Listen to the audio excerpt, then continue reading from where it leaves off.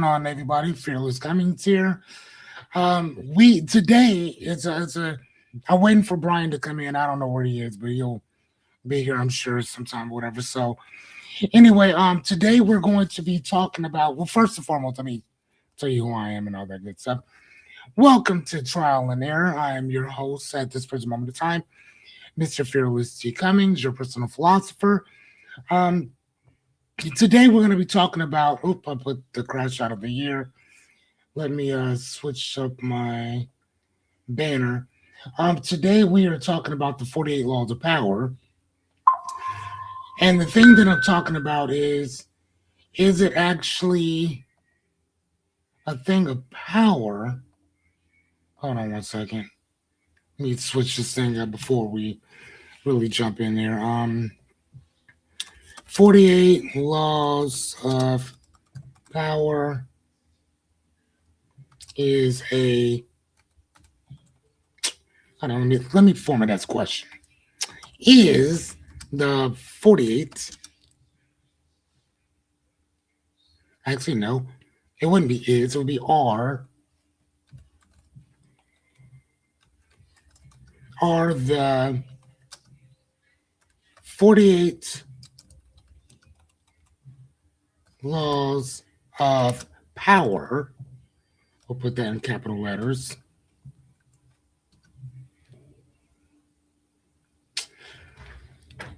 Should we say that are the 48 laws of power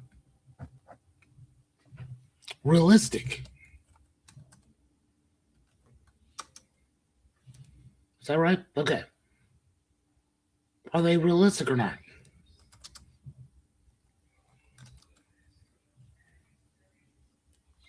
But not in big letters. Sorry about that. Question mark. Boom. So we're gonna have that scroll. I think we should. Hold on. Give me a sec. Are the 48 laws of power realistic or not? All right. So the very first law, or is, I would say, never outshine the master. Before we even jump into that, so who is Robert Greene, and what are the 48 laws of power? Robert Greene is kind of like to me, Robert Greene is a philosopher that talks about different strategies and different systems, personal systems that people use.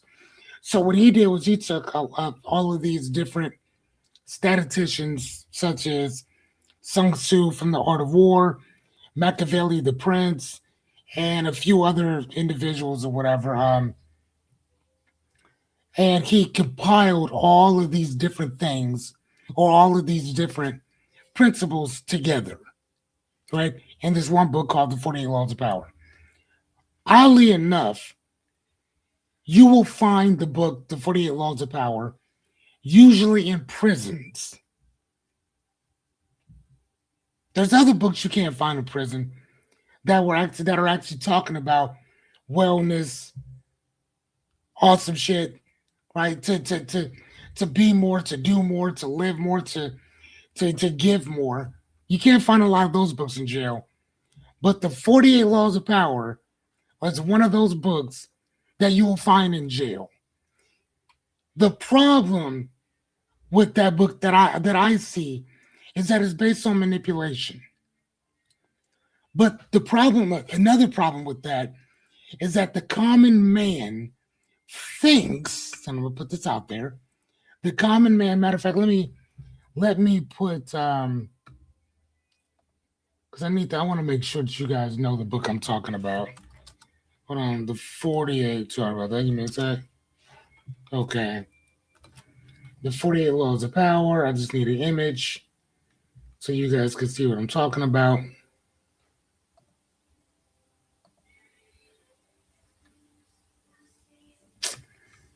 Okay, no, that's not gonna work. Dude, I just need a picture. Isn't that crazy? I mean, I just need a picture. But anyway, okay, here, let me put this up. Let me share my screen. Laws of power. Okay, there we go. So this is the book that we're talking about right now. The 48 Laws of Power. And here's the thing. When I read it, I thought this book was absolutely fascinating. When I was first introduced to it, I'm a big fan of Robert Greene in general. And when I read it, I thought that this was like the best stuff since individually sliced cheese, not government cheese, which is way better than any cheese I've ever had. I'm just gonna put that out there. What's up, Brian? What's The, up, man? the book was absolutely. I thought it was phenomenal. I used to walk around with it, just study the laws, study the laws, study the laws, and it did not dawn on me until later that these laws only work, and they only work when you are directly next to the king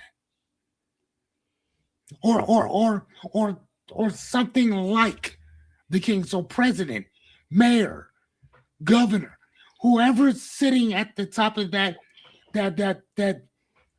patriarch or monarch, depending on what, right. If you're around that circle, if you're in that frame of things, then the 48 laws of power will work for you. Oh wow, look at that. We lost you there for a Well, second. for a second. My gestures are all over the place. It will work for you. The 48 laws of power will work for you if you are along or around the vicinity of the king or like that. Right. But if you are just a common everyday folk, a person who just gets up, goes to work, does your thing, these these these laws will not concern you. Yeah. They're not going to whatsoever. And Brian, I put in our notes. Yeah, I'm looking at them. I'm trying to see because I'm not getting Oh, them. sorry. You know what? For some reason, it did not pop up. I took it, but it didn't. I There's a character limit on this notes feature. I've run into that before where it'll just leave Oh, a is blank. it? Yeah. Okay, perfect. Okay, so here, this is what I'll do. I'll put in this. I will put in the first. I'll put in the first 15, Uh and then we'll just kind of go from there. yep. Because I got Cool. mine too. I got mine too. I meant to share, but yeah, it, it's been a There it is. comedy of it. Perfect. It's been a comedy of errors over here, bro. It happens, man. It happens. Okay, so can you see my? Yeah, I can see it. Okay, perfect. Okay, so Brian has my stuff now, so I'm gonna make my stuff a little bigger now. But anyway, so if you guys are just now tuning in, my name is Fearless. This is my guy Brian. This is trial and error, where we talk about just getting out and trying different things, failing at it as quickly as possible, so you can kind of get from point A to point B as much as possible. And today we are talking about, are the 48 laws of power realistic or not? And Right. also the pros and cons of it. Because Right. as much as we're going to talk about the cons, there are pros to this. So don't get that twisted. There are pros. Go Right. ahead, Brian. What are you thinking, my guy? Well, and it kind of goes along because it goes into what I was going to say is a lot of times when people read the 48 laws of power, typically those are going to be like, that's the person that's first getting into like self-development, self-improvement stuff. You're going to find dudes like we had kids that in my shelter that had been incarcerated or institutionalized, and that's the first book they reach to and things along those lines.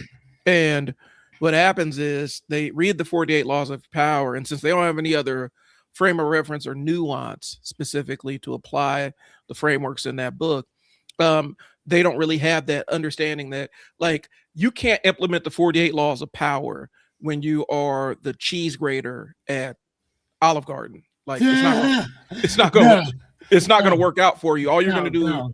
All you're going to do is alienate the people around you, and the people above you are going to, um, they're going to see that there's a wolf in the hen house, right? Like there's a fox in the Right. hen house, Yeah. and so, um, the way that because it's crazy because I'm sitting there waiting for like everything crashed on my stuff, and somebody tagged me in a post on Facebook, apropos of nothing. Like I hadn't mentioned our live stream to anybody before, um, and it's a brother sitting in the car, and he's like, a lot of dudes that start out with the 48 laws of power, if that's your only framework, or if you read what do you say, 48 laws of power, there's one other book, Art of War and Rich Dad Poor Dad. If you read those, if that's their main book recommendations, you're about to hear the worst opinions ever. And it was a joke, but it's also kind of a real thing. Um, the 48 laws of power is kind of a tongue-in-cheek kind of thing, and I Hmm. think a lot of people make it like their personality. Okay. They make it a personality type, you know where they're always positioning and scheming and jockeying for position. And I don't even think the author of the book really intended for the book to be used as this is how you're supposed to live your life, um kind of thing. um So, yeah, I got a lot on this. But the reason why we're doing this is because Peerless and I started talking about this last week, and how people will grab like the Robert Greene books and use that to shape their worldview, not understanding that these are only supposed to give you a fraction of understanding of how power works and things along those And, lines. and that's it. That's all it is. And there's different types of power. There's hard power. There's soft power. um just like hard skills and soft skills, there's different applications of power and force. um I kind of knew that the franchise might have been cooked when 50 dropped his version of the book. Which Like, I read that too. yeah, and I knew that it kind of jumped the shark, um just because I think it had crossed over to that mainstream part where it almost becomes a meme of sorts. And so that's why we're Hmm. discussing it right now, because for a lot of people that are just getting into reading, we're not saying you're not allowed to read the Robert Greene books. Like that's not what it Yeah. is. And we're not saying that they don't have good information. Hmm. Mastery is an amazing book if you want to see how people see the process of how people master specific narrow skills. It's a good book. What we are saying is this can't be your only framework of doing things. No, I mean, and again, I think they're putting this book into context, and that's literally all we do. Matter of fact, that's all trial and error is in general is context, Hmm. right? I mean, you can't get from point A to point B unless there's context within it in general, Right. right? So this book, all we're doing is we're giving you the pros and cons and the nuances of it. That's it. Right. Nothing more. And how to use the book Right. because it's very useful with the right context. Right. But and that's the thing. We're trying to hip y'all to this. When you start playing these Machiavellian kind of games, understand that you're going to get those Machiavellian kind of results. What Yeah, that for means sure. is you are running the risk of alienating people. Matter of fact, um you're running the risk of breaking one of the laws of power. Don't insult the wrong person. Um, Mm. you start playing these You go ahead, go ahead, go ahead.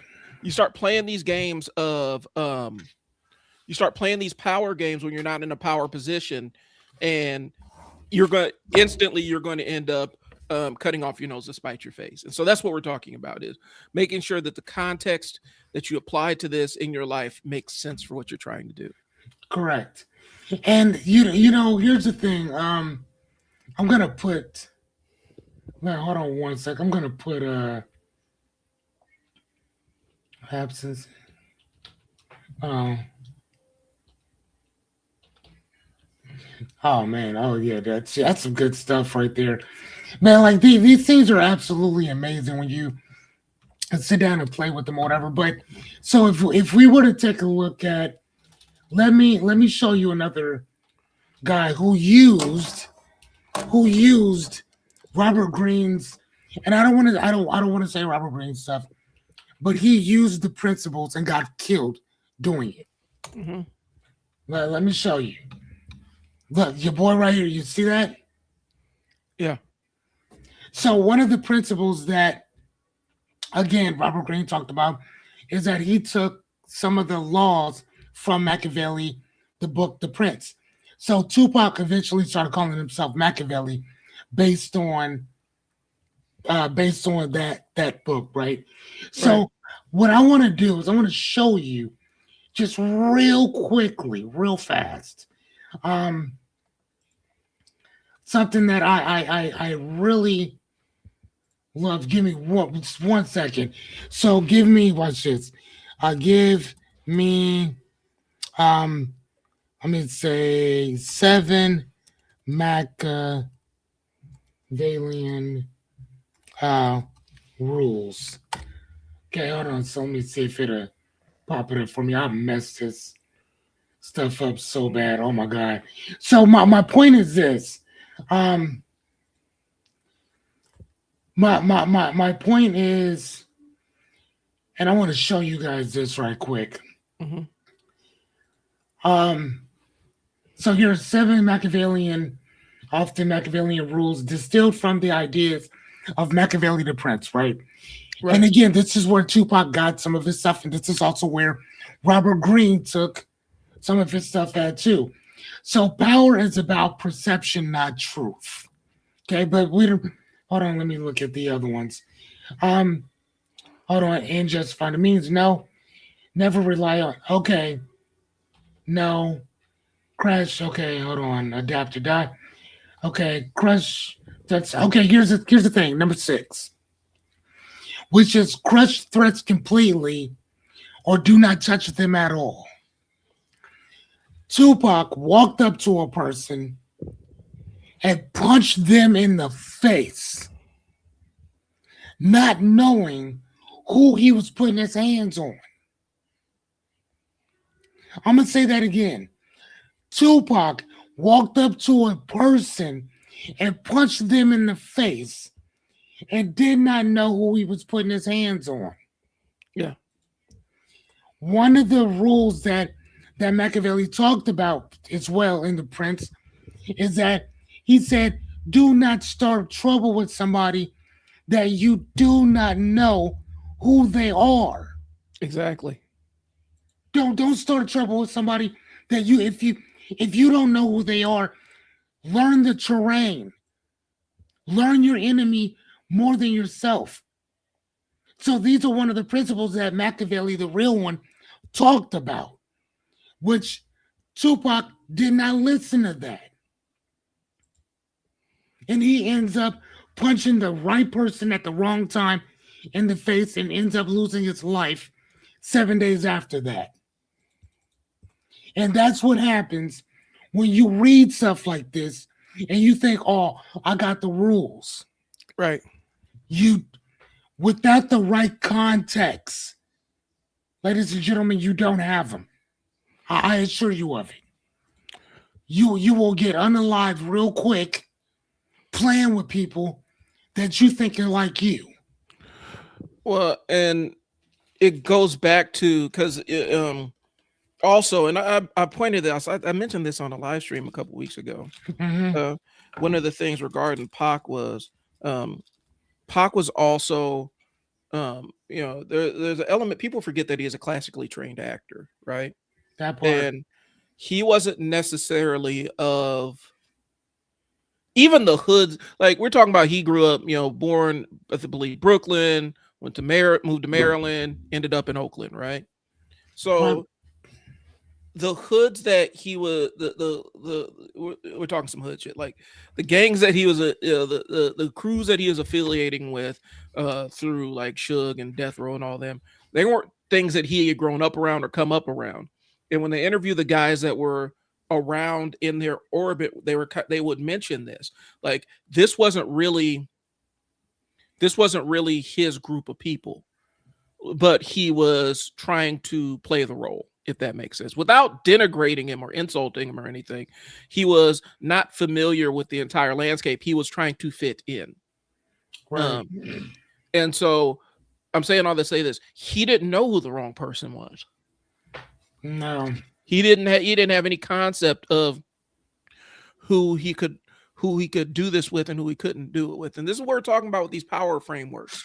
You Yeah. have to be very, very, like, if you're going to try to apply this shit into your world, you have to be very, very cognizant of um, all the context you're operating in, and know all who all the players are, and have Yeah. an idea of what they are capable of before you start playing these power games with people, because it can go sideways really, really fast. Real quick. One of the most dangerous things I used to tell my caseworkers this, um, when you start playing with the primal instincts and primal needs of humans, you're playing a dangerous game, and you're opening up.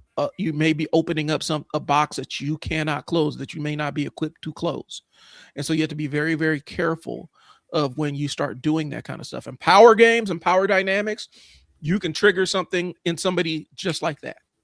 Yep. And so when you guys start trying to apply some of this shit into your world, you have to have an immense understanding of the board. I don't know if you have chess players out there, but you got to understand the board. You got to know what the board is. You got to memorize the board. You got to know what board you're playing with and who you're up against, because you could really checkmate yourself really fast by trying to implement this stuff.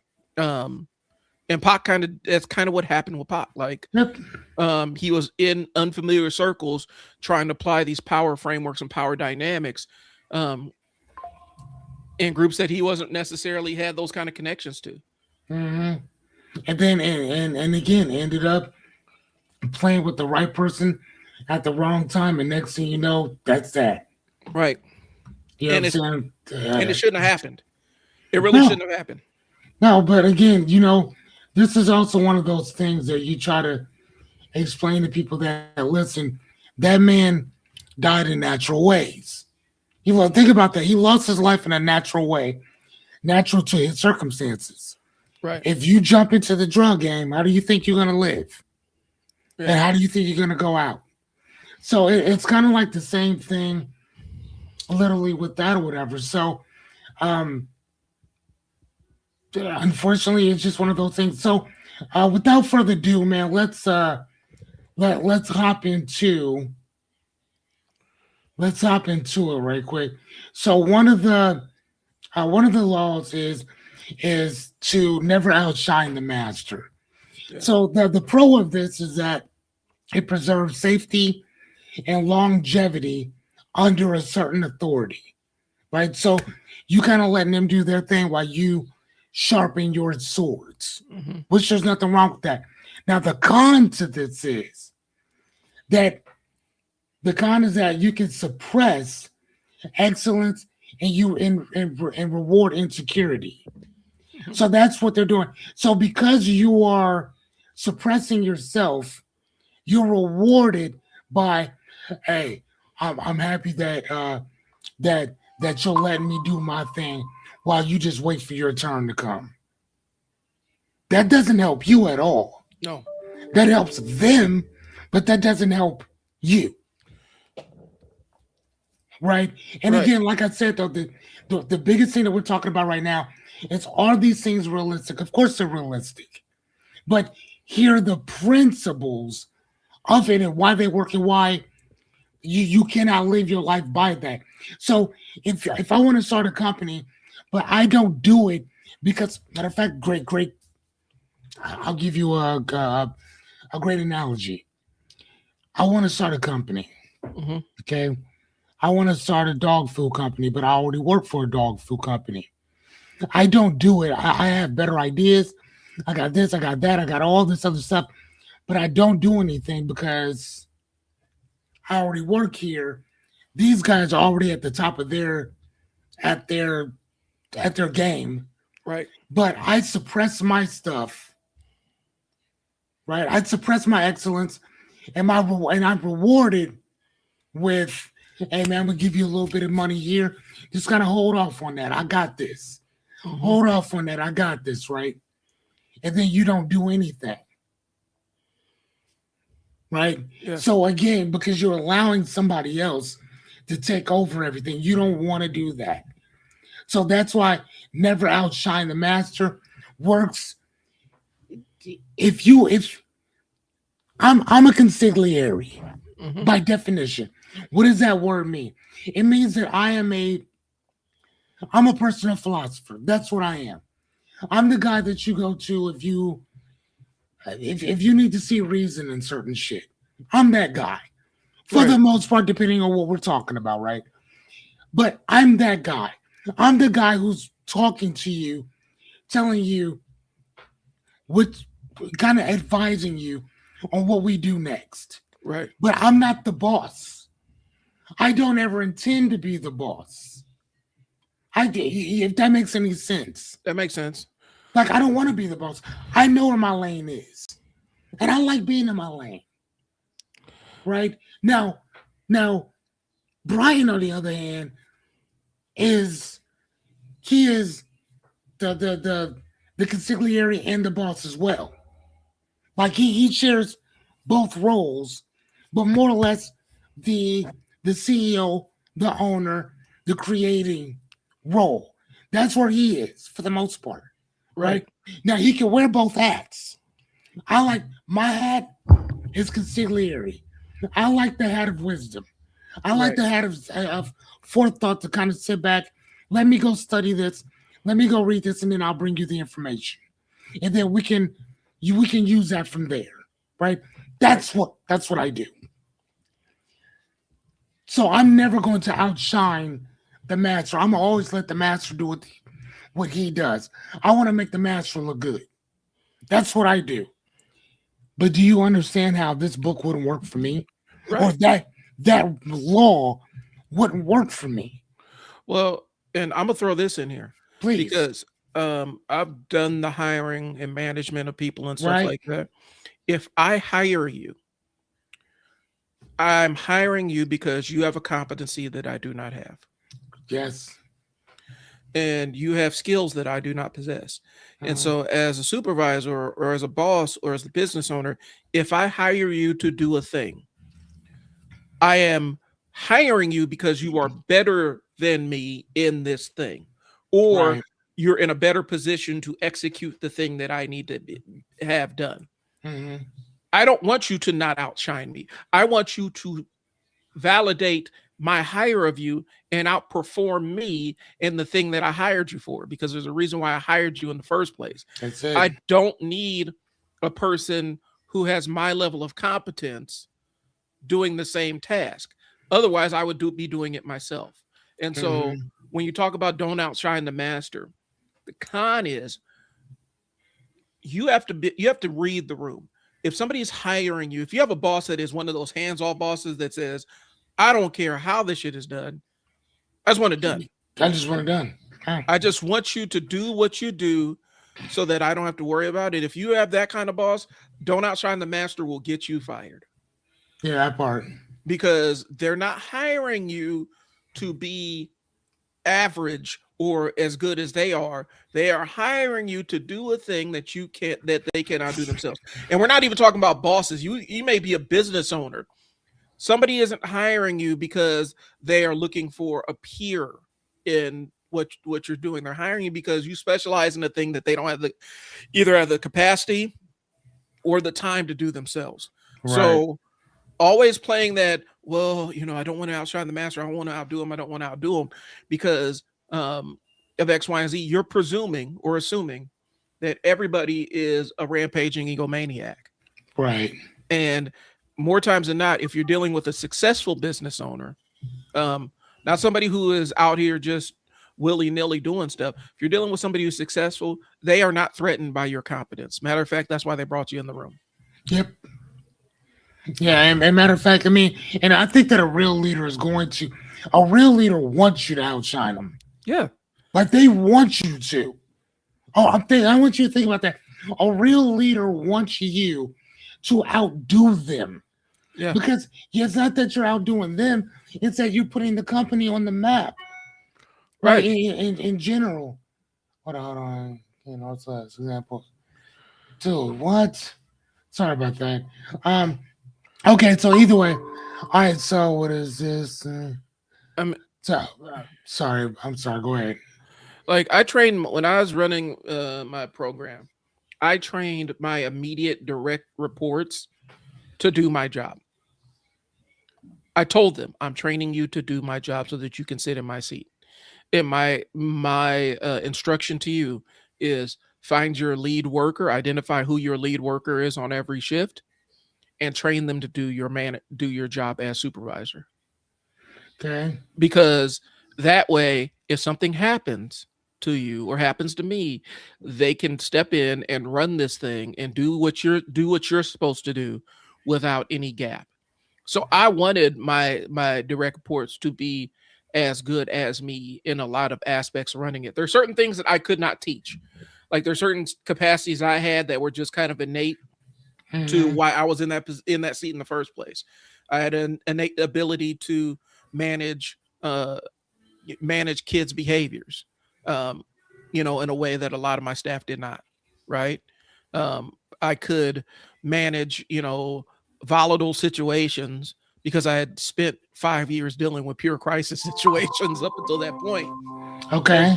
and so there were certain tools I had in my box that I was actually trying to give my staff, but they weren't in a place where they could learn readily. What I'm saying is this though, I trained my staff to basically be able to fill in two levels above them.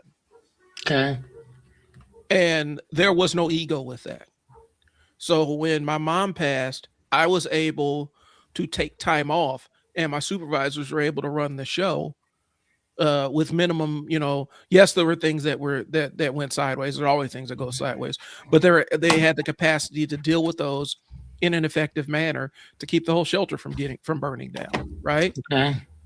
That's the problem with never outshine the master. If none of these people, if I didn't have any faith that these people could step up and do my job, that would keep me up at night. It'll make my job that much harder. So I don't buy that. I don't Right. necessarily buy that. You're basically suppressing, like you said, suppressing your excellence, and you're basically rewarding your boss's insecurity and inability to see outside themselves and see the bigger picture. That's all. Right. Okay. So number two is never put too much trust in friends.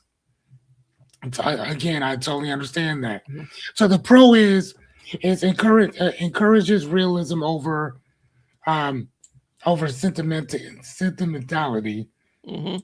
right? Um, but the con, on the other hand, is that it breeds cynicism and transactional relationships Yep. or whatever. So, Brian, you want to take that, and then I'll kind of go from there. So the thing is, and I think a lot of times we use the term friend way too loosely, but um, never put too much trust in friends, and that's very conditional because sometimes the reason why the person you've identified this person as a friend is because you can put that level of trust in them. Um, if you start treating all your friends like associates and all your associates like friends, you're going to have a whole circle full of people that you cannot trust. Okay. Um, and you have here's the thing, and I think, and I see it kind of playing out. Sorry, I'm adjusting my camera. I see it playing out in modern social media, like how people interact with one another, right? Like everything's a transactional relationship. Right.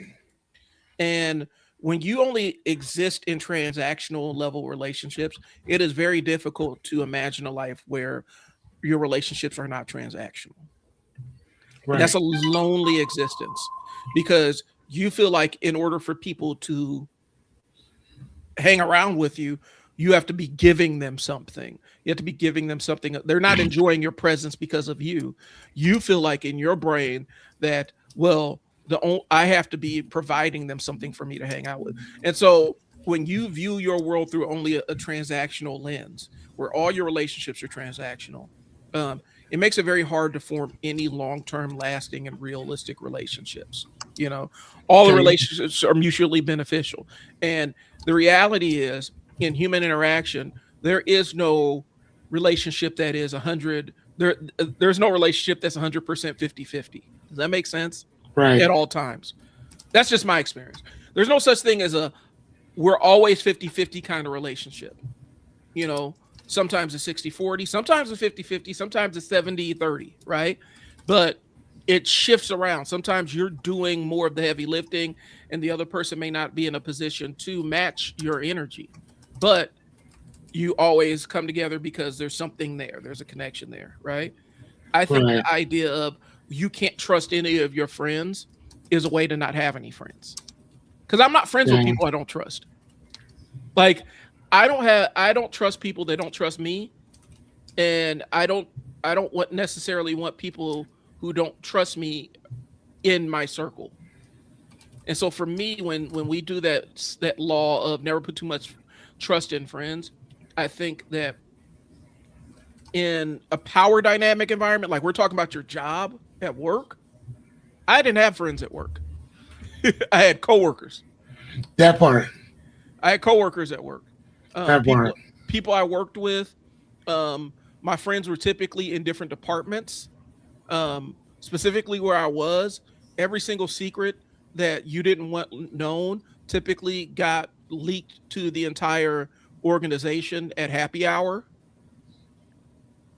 because these people that you thought were your friends were sitting around telling your business. And so I didn't have friends working in the same department I had coworkers. Um, Once I maneuvered out of it. Now, if I was friends before, I still remain friends. Does that make sense? Like if I knew them before I moved into the Yeah, department, for sure, for sure. there was already that basis. But I didn't go into my job with this idea that I'm going to find a bunch of friends and stuff and coworkers to hang out with. So if you're talking about the power game, if you're walking into an environment that is where you would be applying the 48 laws of power to advance, this is not an environment where you're going to be making friendships. Right. And so you can't really apply this. You shouldn't be making friendships in a position you shouldn't be making friendships in a role where you are playing these weird power games with people. Like you you shouldn't be making friendships. You're making alliances. This is like Survivor. You're playing real life Right. Survivor. Yeah, exactly. You shouldn't have friends on this level if you're playing weird power games. I'm Right, sorry. dude, like if you guys are plotting on each other while you're at the store Yeah. or at work, you don't need to be working there. You Right. need to go figure something else out. Like seriously, which is so funny, dude, because like I've seen that happen before, where it's kind of like it's like um, and I'll be a little transparent. Mhm. It's kind of like with the situation that I had or whatever. Like I was like, regardless of what was happening between myself and my counterpart at my store, I always told our employees like, man, no matter what, dude, we're still a team. We work in one, we work in unison, we Mhm. work together, we work in one direction, we go in one direction, right? I would Right. always say that. No matter what, I'm like, dude, don't take sides. It's dumb. Me and my guy will get our stuff figured out or whatever. For right now, I need y'all to keep bringing ideas, keep doing this and the other, blah, blah, blah, whatever, right? Right. But come to find out later on, that same sentiment was not given towards me. Right. Whatever. It's like, ignore them. Don't listen to nobody over there. And it's kind of like, why would you shit on your own, like in your own company? Why would you divide your own company like that? Right. I've seen what happens with this. Like, I've seen what happens with this.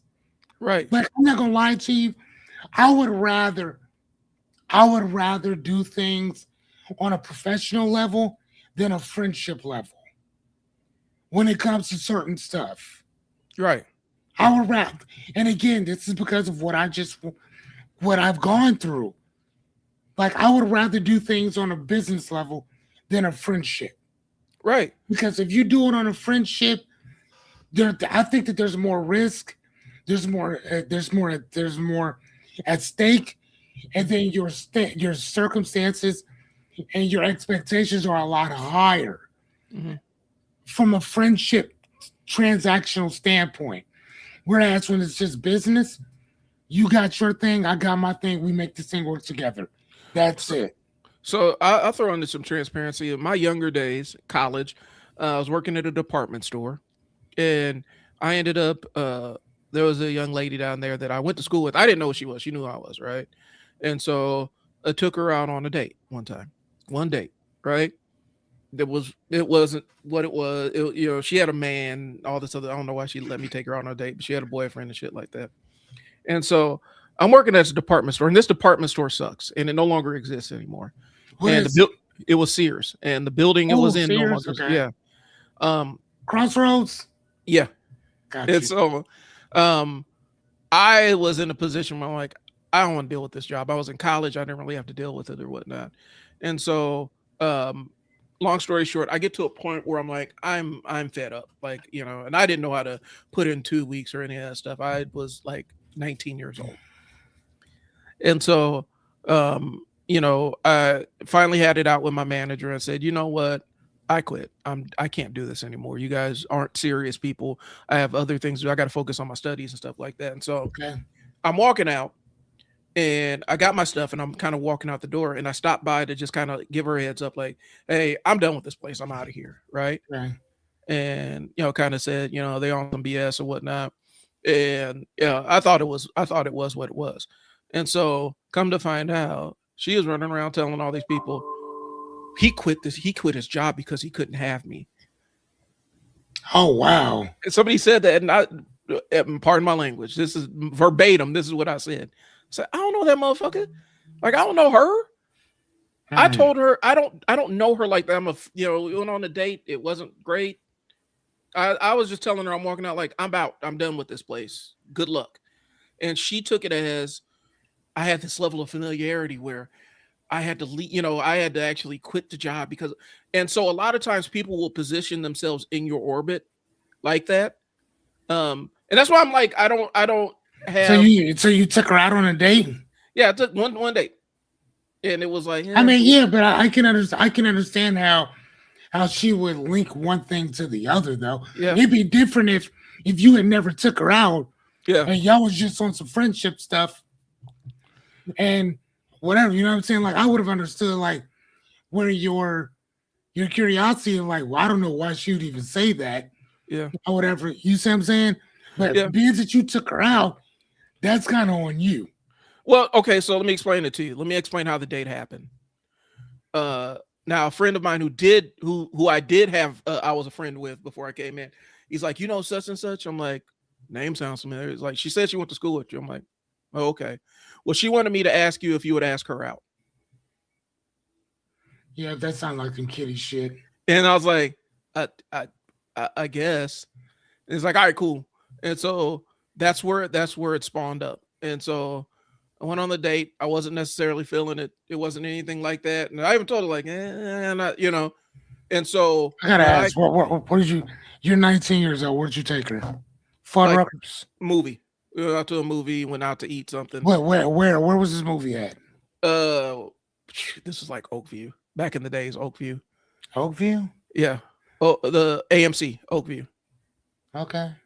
And so here's the thing that like we did that and there was like really no interaction. I didn't follow up. I didn't call. I didn't do anything. I'm like, yeah, this ain't like I basically like this ain't necessarily it, right? And so when I'm saying like this was months and months after we had small talked, we had talked, we were cool, I thought. And so I said, yeah, management's tripping here. Like I gave her the full story. Like I'm not getting along with my manager. This place ain't really it. Nobody knows the men's department even exists in Sears. And Mhm. so we don't be doing nothing. I'm trying to get the commission job. That's not working out. So I got other opportunities. I'm out of here. Because I had Okay. I had my internship. I had my internship do it in the engineering department at Union Pacific. Like I actually had real things lined up. Like I ain't doing this. And so she took that and basically he's running around. He couldn't like it was this entire narrative fiction that she came up with. Like he couldn't have me. And I just like what are you talking about? Like how am I in your story like that? Like I'm a in my mind, you're talking about if we're like in like we're talking about in senses of like a movie, right? Mhm. Like you're talking about um this background character in my existence, and I thought I was a background character in her life. Like I wouldn't even think to be that present in somebody's headspace. Does that make sense? Yeah, for And so sure. when I said that, like, yeah, I'm out of here. It's not a big, I'm gone. And I told it's like it's the management stuff. I'm not feeling it. And Mm, to run around and tell all these people, oh man, like you're lying. Like you're taking this and making it so that you know it's above here. And then right. oh, well, he stalked me and he was calling me, and I'm like, no, I wasn't. I didn't. I am literally, I'm not that person. And so Oh it, wow. I am not that person where I'm calling you and blowing up your stuff and all that other stuff. I don't engage on that level with folk. And so yeah. And so that was a lesson where I'm like, I don't have these kind of relationships with coworkers. I don't have No, this I level of got you. interaction with coworkers. And that was my thing because I'm like, and it didn't hurt me, it didn't impact me, it didn't ruin my life or anything. I just thought it was funny. Like you were this little fixated. It's like I didn't even really know. Like I didn't even know we went to school together. Hmm. Does that make sense? Like Hmm. it's like, oh, we went to school together, and I'm like, I don't know who this person is. I was in school Right. with you for 4 years. I didn't know who you were, and I wasn't Mr. Popular or anything. So what I'm saying is, I'm saying all that to say this: I misjudged or misinterpreted. I thought we were still associates, and in her mind, that's not what the case was. Hmm. Right. And so when I said, "Hey, I'm out of here," she thought that this was some big, or it was an ego thing. I don't know Oh yeah, for sure. For sure. where she had just make So, it. so like self-preservation Yeah, type stuff or whatever to make it seem like it was more than what it was, which it was not. right. No, I get it. No, that Because makes sense. I'm neurodivergent, and my ADHD. If I mess with you, I keep in regular contact with you. I Yeah. check in with you. We have this weekly show. I check in with you. You check in with me and stuff like that. If it's on that level, then you're going to hear from me often, right? Hmm. Um, if you're if family's a different thing, but if we're just friends, it's a different thing.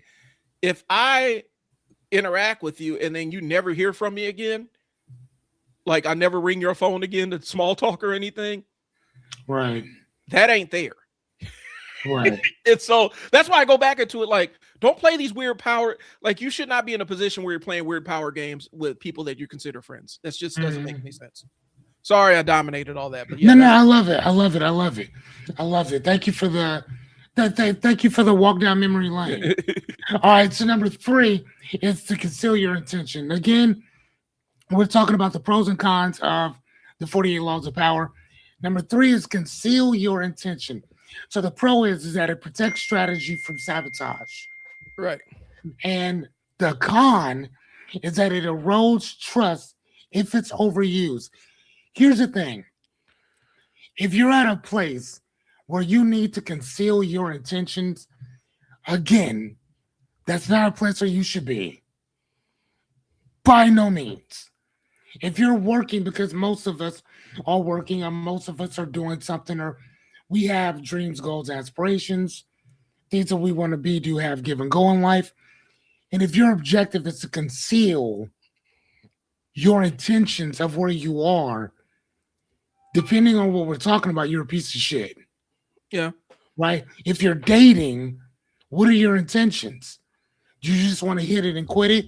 If you're working somewhere, do you want the money? Do you want the education or the training? Or do you just want the prestige? right, Like what are your intentions? Right? If you're about to marry somebody, a person would say, what are your intentions with my daughter? Or what are your intentions with my son? Or if you're working at a place, why do you want to work here? So right, they're asking, like, what's your intentions? So you want to be forthcoming and upfront about certain stuff, right? right. Like, at least to me, you would want to, right? What do you think, my guy? I think, and the conceal your intentions thing, like I can get it. Like the context you applied earlier at the beginning of the conversation was perfect. If you're in a position like you play these power games when you're close to this throne, when you're close There, to you- that seat of there you power, go. There or you where go. you are in this highly competitive, Yep. high level kind of thing. But if you're like, again, the example I use, if you are the head cheese grater at Olive Garden, you don't need to be doing this Machiavellian shit and like, I can't let them Oh get my too close. gosh. I can't let them get too Right. close. Right. Like, you Right. there's a contextual frame here. If you're doing this with your brothers and sisters, you need to go get therapy. Like, there's an issue there That where, yes. like, Yes. or if you have to do this with your friends, like people that you consider actual friends, where you have to, I gotta play this super close to my chest. Right. Like, why would you do that? And I'm Why not would saying, you shit? And again, I know people like this. It's like, why would you shit on your own company? well, and I guess, and there's a difference between oversharing personal stuff. Like that Right. entire dating story is probably oversharing. I don't care. But Yeah, I get but that. But the but context, though, yeah, the context didn't hurt Sears. right. The If context didn't hurt Sears. But if you're sitting there like your job is, yeah, I train, like I'm the chief tire rotator, you know, the idea that you are playing this high level, high stakes Machiavellian game of, you're playing Game of Thrones at a place where you all clock out every Right. day. That's not how that works. And I think what happens is there's sometimes when you are like, if you're in that seat and you're about to move up, okay, some of this stuff may apply to you. Got you. If you're in a competitive space where you're trying, where you are close to this power and you're going to move up, that might make sense. But even then, you don't apply these, you don't make this your personality, because when people step into a room with somebody whose personality is 48 laws of power, Right. you can feel it, and instantly Mhm. you're like, what are you playing at? Like, yeah, for sure. You know what I'm saying? Yes.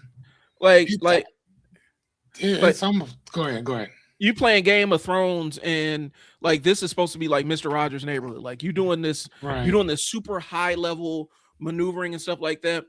And we've talked about it off air. Like we've talked about it with stuff we've interacted with and things along those lines. Um, that's where the misuse comes from, bro. Like the conceal your intentions is a really interesting one. Like I said, what Yeah. No. intentions are you hiding from people that you don't want them to know? If it's Right. not related to, like, if it's just interpersonal relationships. Exactly. And I mean, for that, I would understand. But what happens when you do this out of business? Yeah, What happens when you own the business and you're doing this shit? that's When the you problem. when you tell one, but you won't share with the other one, so everybody's on the same page. Because when everybody's on the same page, we move in unison together. Yeah, If your objective is to hide this over here from what these people are doing, dude, why would you do that? Share it so everybody's on the same page, so we all move together in the same direction.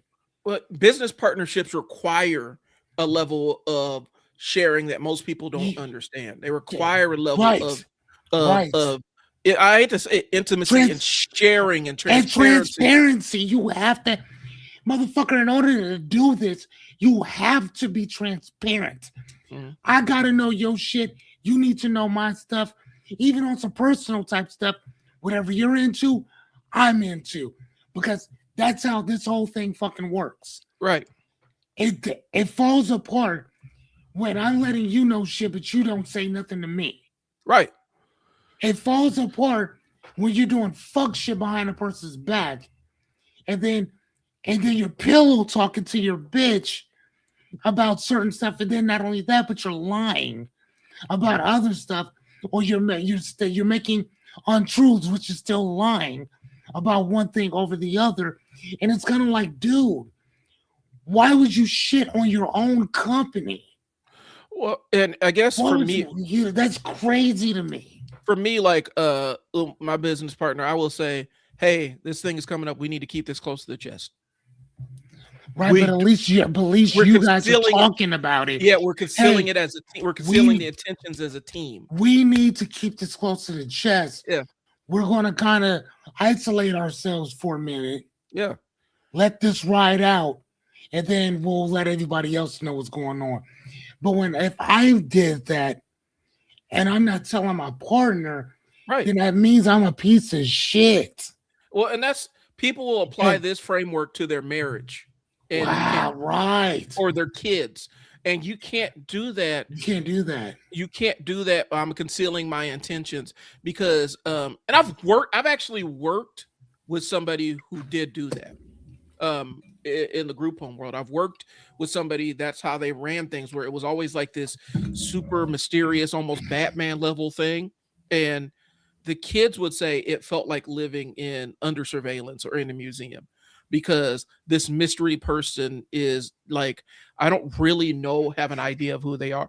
And it's a different sense. Like I never told the kids my age, right?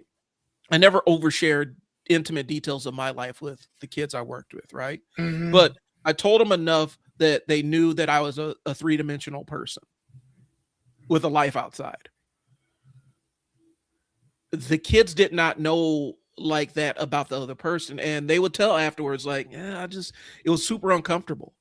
And I think that was the intention, to keep everybody at arm's distance. But at the same time, um, you cannot maintain long-term relationships like that. Right. No. And a business partnership may be different than a friendship, but you still require the same level of communication. You require a Yes. friendship level of communication You in a business gotta, partnership. you gotta have it, and without it, bro, you're kind of fucking yourself. Yeah, you're hurting yourself. You know what I'm saying? And not just yourselves, but the company as a whole. Oh yeah. You know what I'm saying? I mean, if you look at this, if it was a triangle, I'm on one side, you're on one side, and then the company or the relationship is up on top. Mm-hmm. There's certain things I cannot do for you directly that I can do for the fulfillment of the relationship that will benefit you as well. Right. You know what I mean? Again, if I'm not going to put money directly in your pocket, but if I put money in the company's pocket, that directly puts money in your pocket as well. Yeah. So there's certain things that I cannot do for you directly that I can do for you indirectly. Right. And that's how this whole thing works. Or whatever. But if you're trying to hide things, if you're trying to stay close to the chest, but you're not letting your partner know what's going on or whatever, like I'm telling you right now, the one thing that I've noticed that will destroy a relationship faster than anything else is silence. Right. That will destroy a relationship faster than cheating, faster than disloyalty, faster than anything else.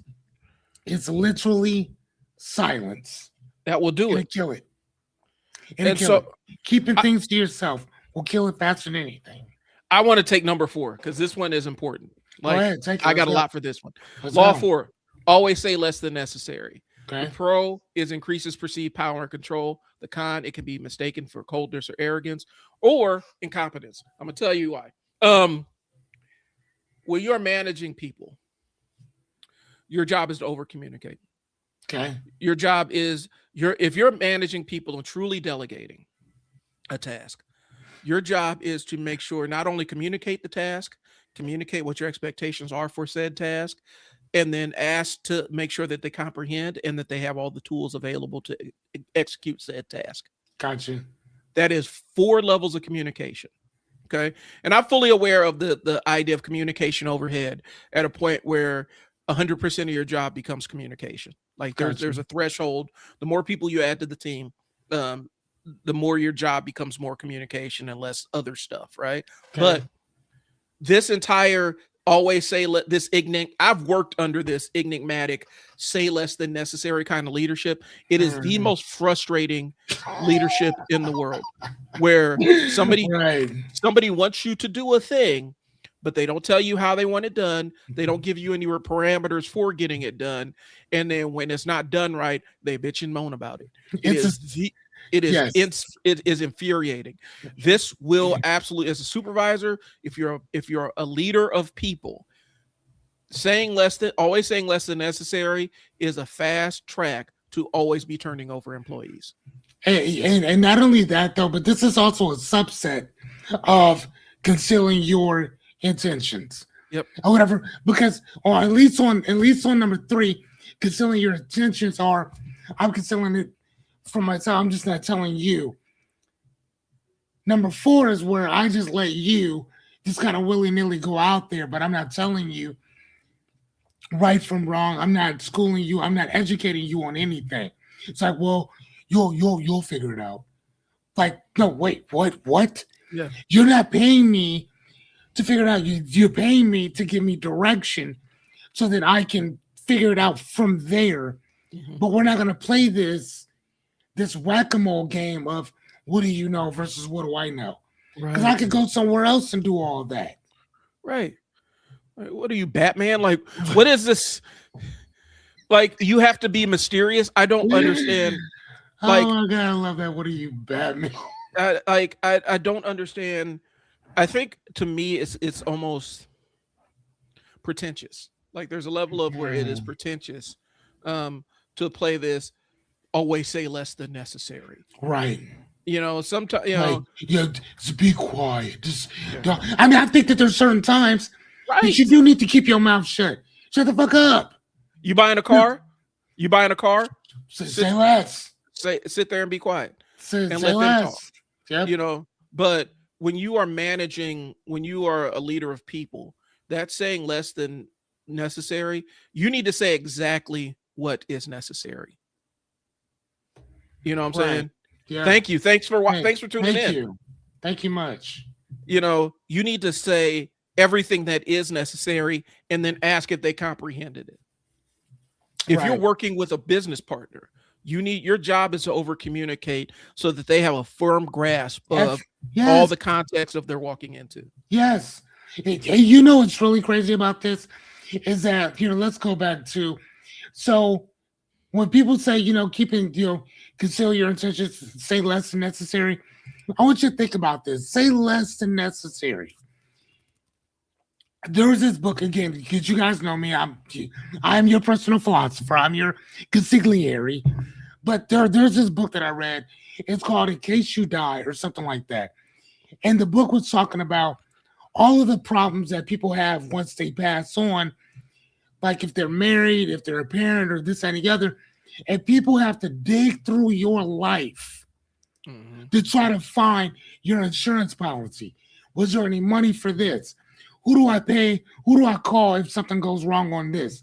What's your password to your phone? Like, I want you to think about that for a second. Right. That most people don't really consider. If something were to happen to you, what are the instructions? Who's gonna know how to carry on without you? You see what I'm saying? My son is 13 years old. There's not a password. There's not a lockbox. I got all these books in here, right? I got books all over the place. Some of them actually have secret openings where you can put money into them. Mm-hmm. And there's certain paths, there's certain things inside of some of these books that I have. I love doing that. Malcolm X once said that if you want to hide something from the Negro, put it in the book. Great thing is that you can hide most shit from most people because you ain't going to read anything anyway. Mm-hmm. So that's what I do, right? So the one thing that I do, or the one thing that I did, was I make sure that I tell my son everything. There's not a lock that I have. There's not a phone that I have. There's not a password that I have that my son doesn't have access to as well. Nothing. He knows exactly where my money is. He knows exactly. He's 13. Yeah. You know what I'm saying? So I want y'all to think about this for a minute. Matter of fact, for those of you who are watching, I want you, if you don't answer us online. I just want you to think about this question. For those of you showing up, how many of you right now, that if something were to happen to you, somebody around you has all the passwords and knows exactly what to do in the case of your demise? Yeah. I'm really asking you that. How many of you are married or with somebody who knows your password to your cell phone? Who knows the password to your computer? Who knows?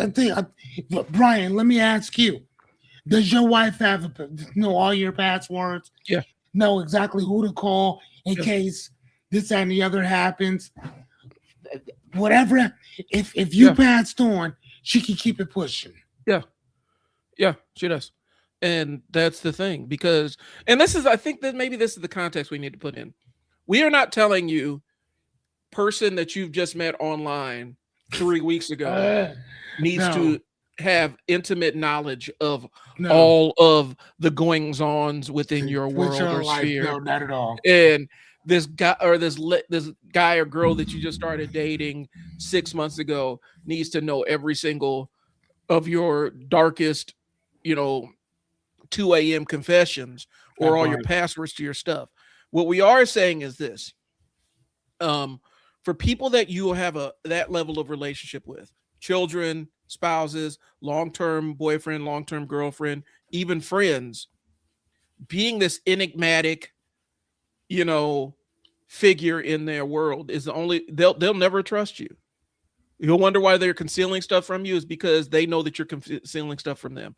And so you got to be really careful of how you apply this. Now, the context framing. If you are going for some kind of promotion, if you are in a position where, and everybody knows this, you're working in an office full of snitches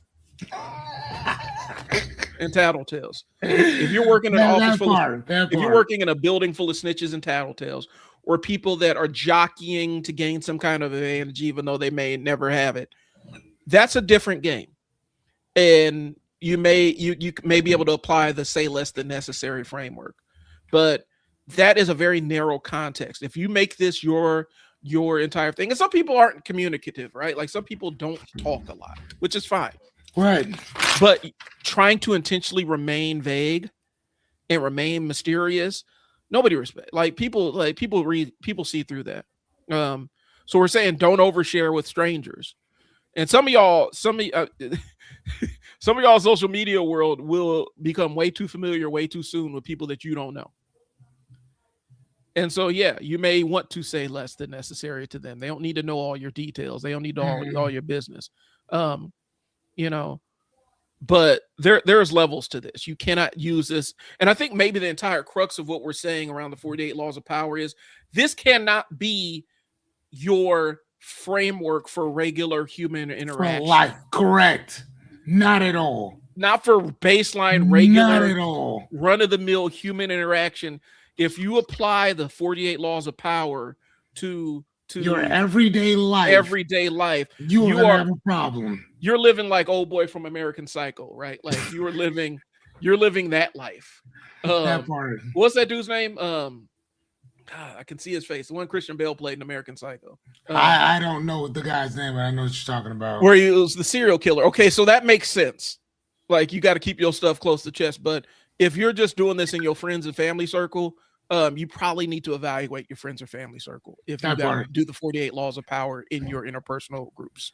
Like, yeah, if you have to read Machiavelli the Prince, if you have to read The Art of War before you go to Thanksgiving dinner, yeah, I'm just saying you should. I probably wouldn't go that year. Right. Skip it. I would. I would. I'm just saying. All right, so let's jump to the fifth one. Okay. Guard your reputation with your life. Again, this is the one that I'm always telling people about. The pro is that your reputation compounds faster than effort. Yep. The con is that image management can replace integrity. Here's the thing. Your reputation your reputation is not yours. It's the opinion that somebody has about you based on what they've seen you do or what they've imagined that you will do. Right. That's it. Now, integrity is something that's already within you. Character, it's something that's already character is what you do. Integrity is what you are. Right. But your reputation is the opinion that somebody has about you based on how they've imagined you to be, based on either imagination, character, but I can't say integrity because they don't know what your integrity is. So it's Right. just based on character.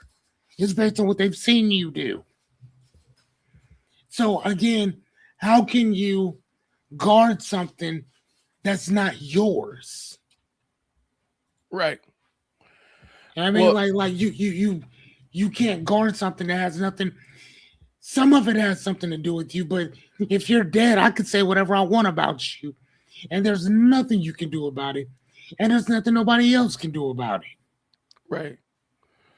And I think that's the thing where, because here's the thing, sometimes your reputation is dirt because of all the 48 laws of power games that you've been trying to play with folk, and that's what your reputation is. And so sometimes you're setting your own table. Right. Um, I understand guarding your reputation, like not letting people, put dirt on your name, or not letting, um, making sure that you're living a trustworthy and honorable life, right? But when you become so obsessed with image management, it's hollow. You're not doing Right. it for any other reason but besides you want people to talk nice about you. That's it. And sometimes that's you don't there are certain people that you don't want, like it's not necessarily a good thing to have their have them hold you in high esteem. Right. Sometimes they don't matter. Sometimes you're exhausting yourself to create this image of yourself that doesn't really matter. It doesn't benefit you, and you're held in high esteem by people who don't really shouldn't matter to you in the first place. Not at all. You know, and it turns into um, this weird BS game. Like you're always cultivating this image, and there's nothing to it. Does that make sense? Like you're Hmm. cultivating this image, but it's just a hollow, empty vessel. Because all the only person remaining is this PR person. Does that Right. make sense? And so, yeah, I understand that. And people get obsessed with this guard your reputation, the compounds fact. I understand that. Reputation can precede you. It leaves it, what integrity is what you do when nobody's looking, right? If you have a reputation as of a man or woman of a man or woman of integrity, that can absolutely help you out. But if Right. all you're doing is trying to show everybody how much integrity you have, nobody believes that you have integrity. Does that Yep. make sense? Say that one more time. If all you're doing is spending time showing the world how much integrity you have, nobody believes that you have integrity. As you're an integral type of person, no. It becomes performative. Yeah, for sure. All right. For sure. No, I totally get that. All right. So number 6, um, court attention at all costs. So the pro is visibility creates opportunity, which I totally understand that. Mm. The con is that attention without substance attracts enemies. I think that you see a lot of that online, Oh yeah. like all day long. Again, visibility creates opportunity 100%. The more that people see you, the more opportunities you will have for certain things, as long as you're actually presenting it in the way into the right people that actually want your whatever it is that you're offering. But the Uh-huh. con to that is that the attention without substance attracts enemies. It attracts the wrong type of attention, if you So will. So again, that's where your rage baiting and stuff comes in at. That's where race baiting comes in at. That's where a lot of that attention without substance. Um, let me again, let, we go ahead. Go. No, I'm pulling up something because I Oh, got somebody who encapsulates number 5 okay. and number 6. Okay, so wait, my what I was going to say is Charleston White versus the Charlie Kirk thing or whatever. Mm. Charleston White talks a lot um about individual about the black community. Hey, we need to do better. This is what we're doing wrong. This, that, and the other, blah blah blah blah blah. And when Charlie Kirk passed was murdered, people likened Kirk to Charleston, and Charleston's like, no. Our problem is that he said the biggest difference between me and him is that with my people or black people, I talked about us and what we need to do to change our situation, Hmm. about us. Charlie, they've never taken any accountability for shit that they've done, Yeah. for anything that they do. So no, it is not the same thing. And I totally understood where he was coming from. And he's like, no, with my people, I understand what we've done and what we're doing to show this particular part of bullshit Yeah. within our culture and our community. Kirk and them, they never say that they've done anything wrong and that there's anything that they do wrong. So no, he said they don't ever check them for Mm-mm. going around doing the shit that they do. They act like they're justified for doing it. You know what I'm Right. saying? And then when they get called out for it, they try to victimize themselves that they didn't do anything. The throwing Or the that rock and hiding your or hands. they're throwing the rock and hiding their hands, or well, I'm just telling you like it is, but that's not how it is. And there's so many nuances to what they're talking about that they leave those out intentionally. So if you want to see the encapsulation of number 5 and number 6 running rampant, I'm Go putting ahead, give it to me. on the Summer Jam screen. Derek Jackson. Um, so I don't know if you know who this gentleman is. I do not. Who is he? So Derek Jackson, he was big in the relationship space, right?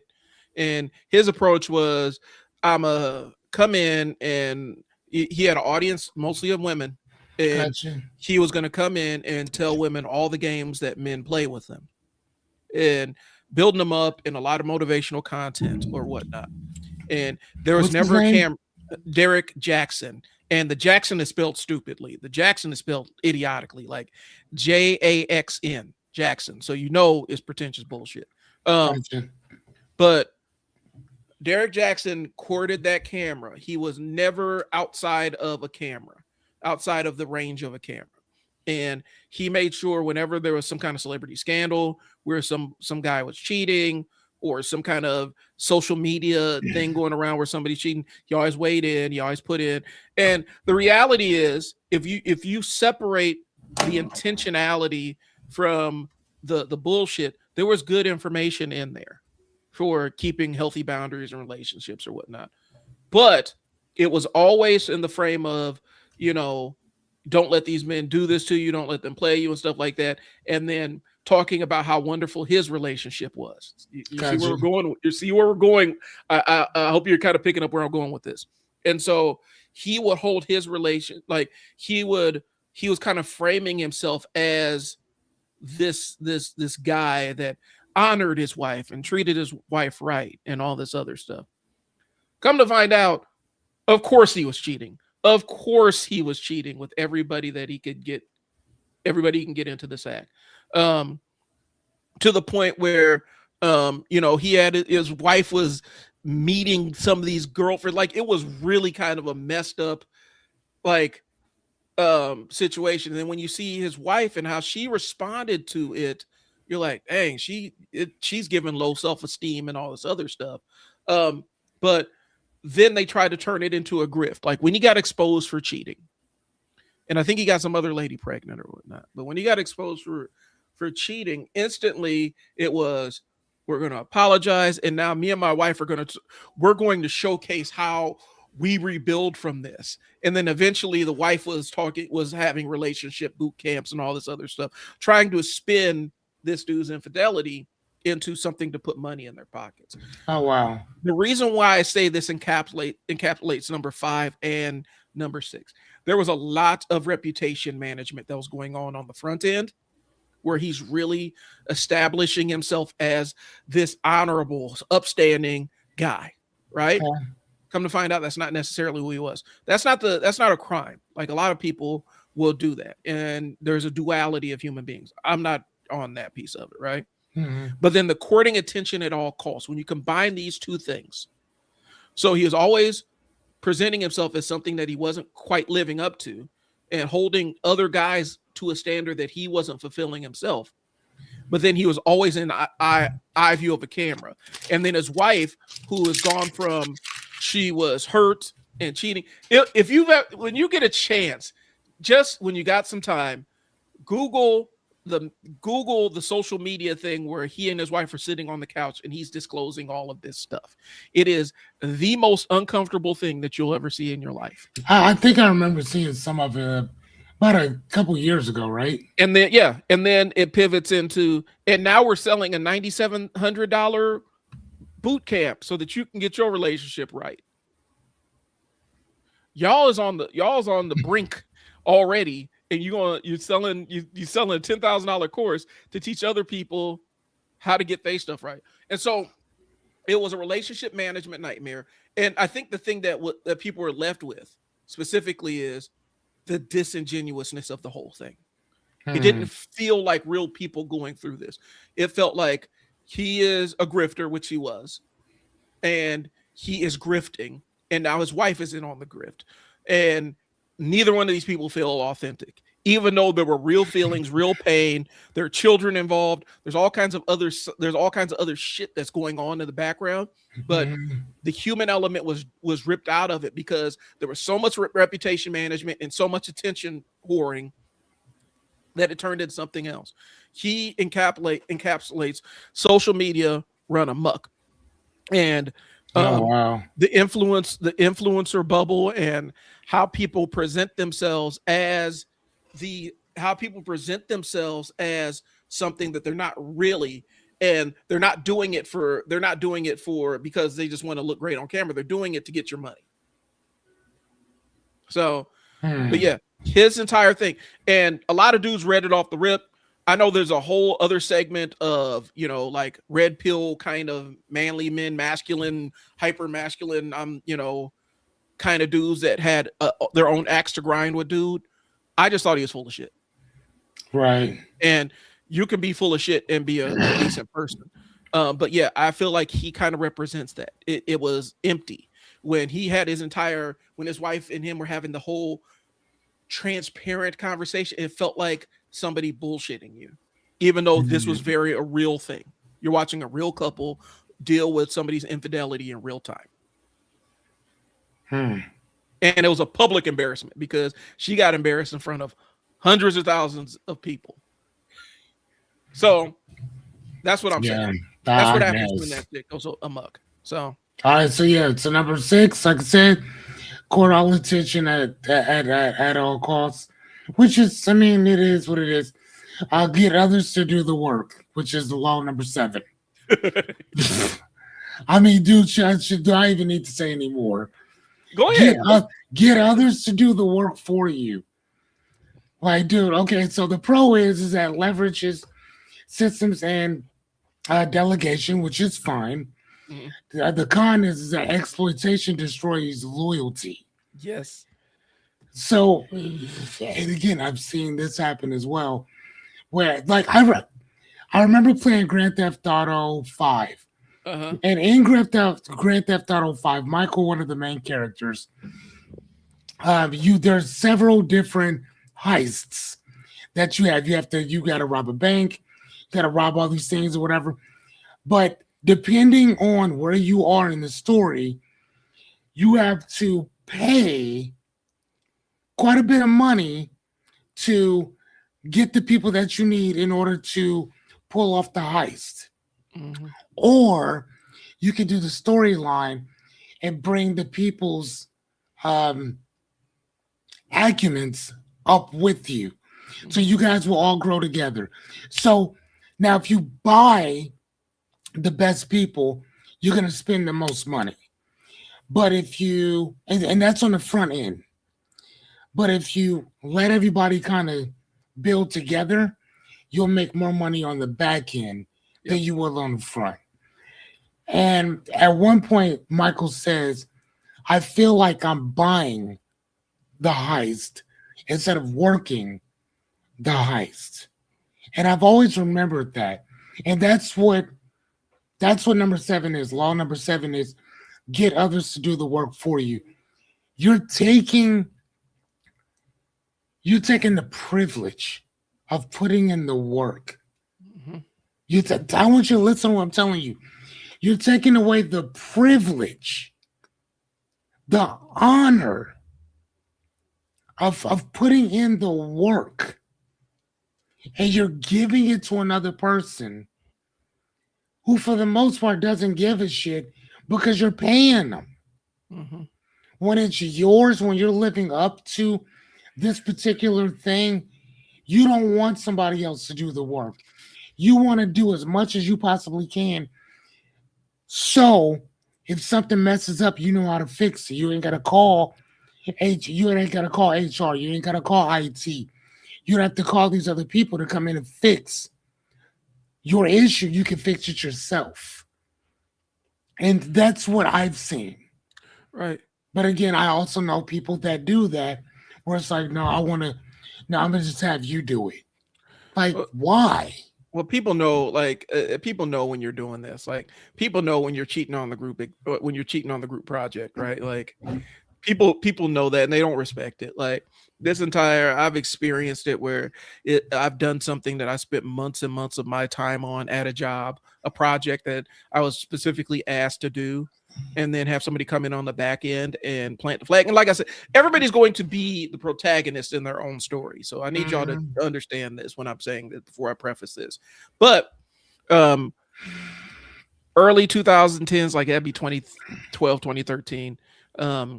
I got tasked with building a shared resource, online resource for our workers in the field where they could access it from their phones. And so since they knew I was the digital notebook, Evernote, OneNote guy, they're like, well, how do you do this where you have your stuff on the cloud and you can always access it? And so they put me on a work group. I set it up, worked with IT, did all this other stuff. I was the main one going. The person who invited me on actually took a job at another site, and so I kind of ended up becoming the main point person for this, right? Gotcha. And this other worker, because I was a supervisor, the other worker was just a frontline worker. They got put on it, right? And so I was the one who had done a lot of the testing and optimizing and putting all the stuff on there and teaching and training people and working with IT.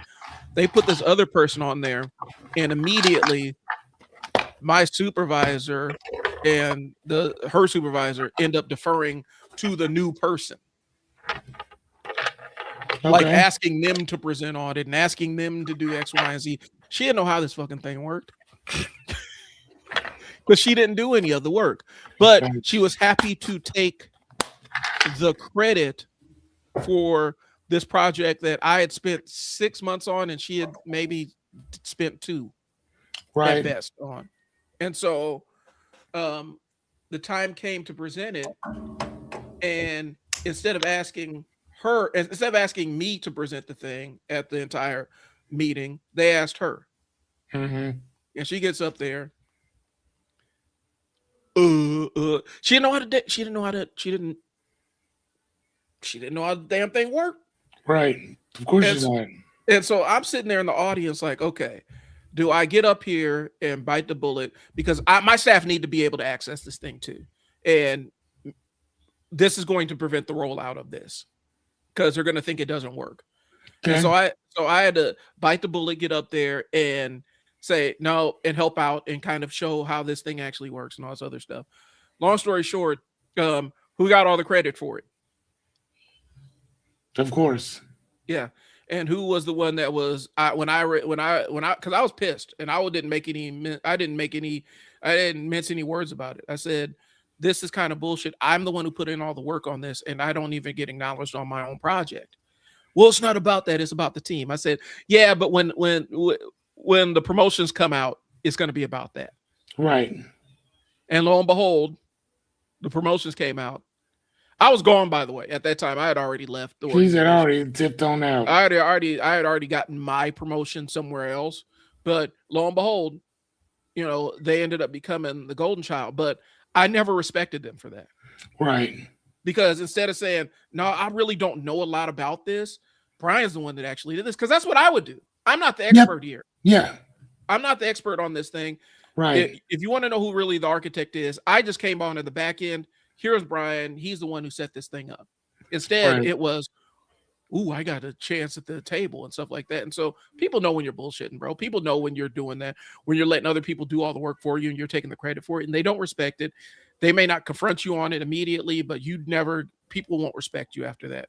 And I never helped her. Like at that point, I'm like, unless it's about helping a family or something, I never went above and beyond to provide assistance to that person if I could get away with it. Like if it wasn't some family at risk or some staff at risk, I wasn't going above and beyond to interact with that person because I'm like, that's all they do. That's who they are. People don't Right. trust you when you do that shit.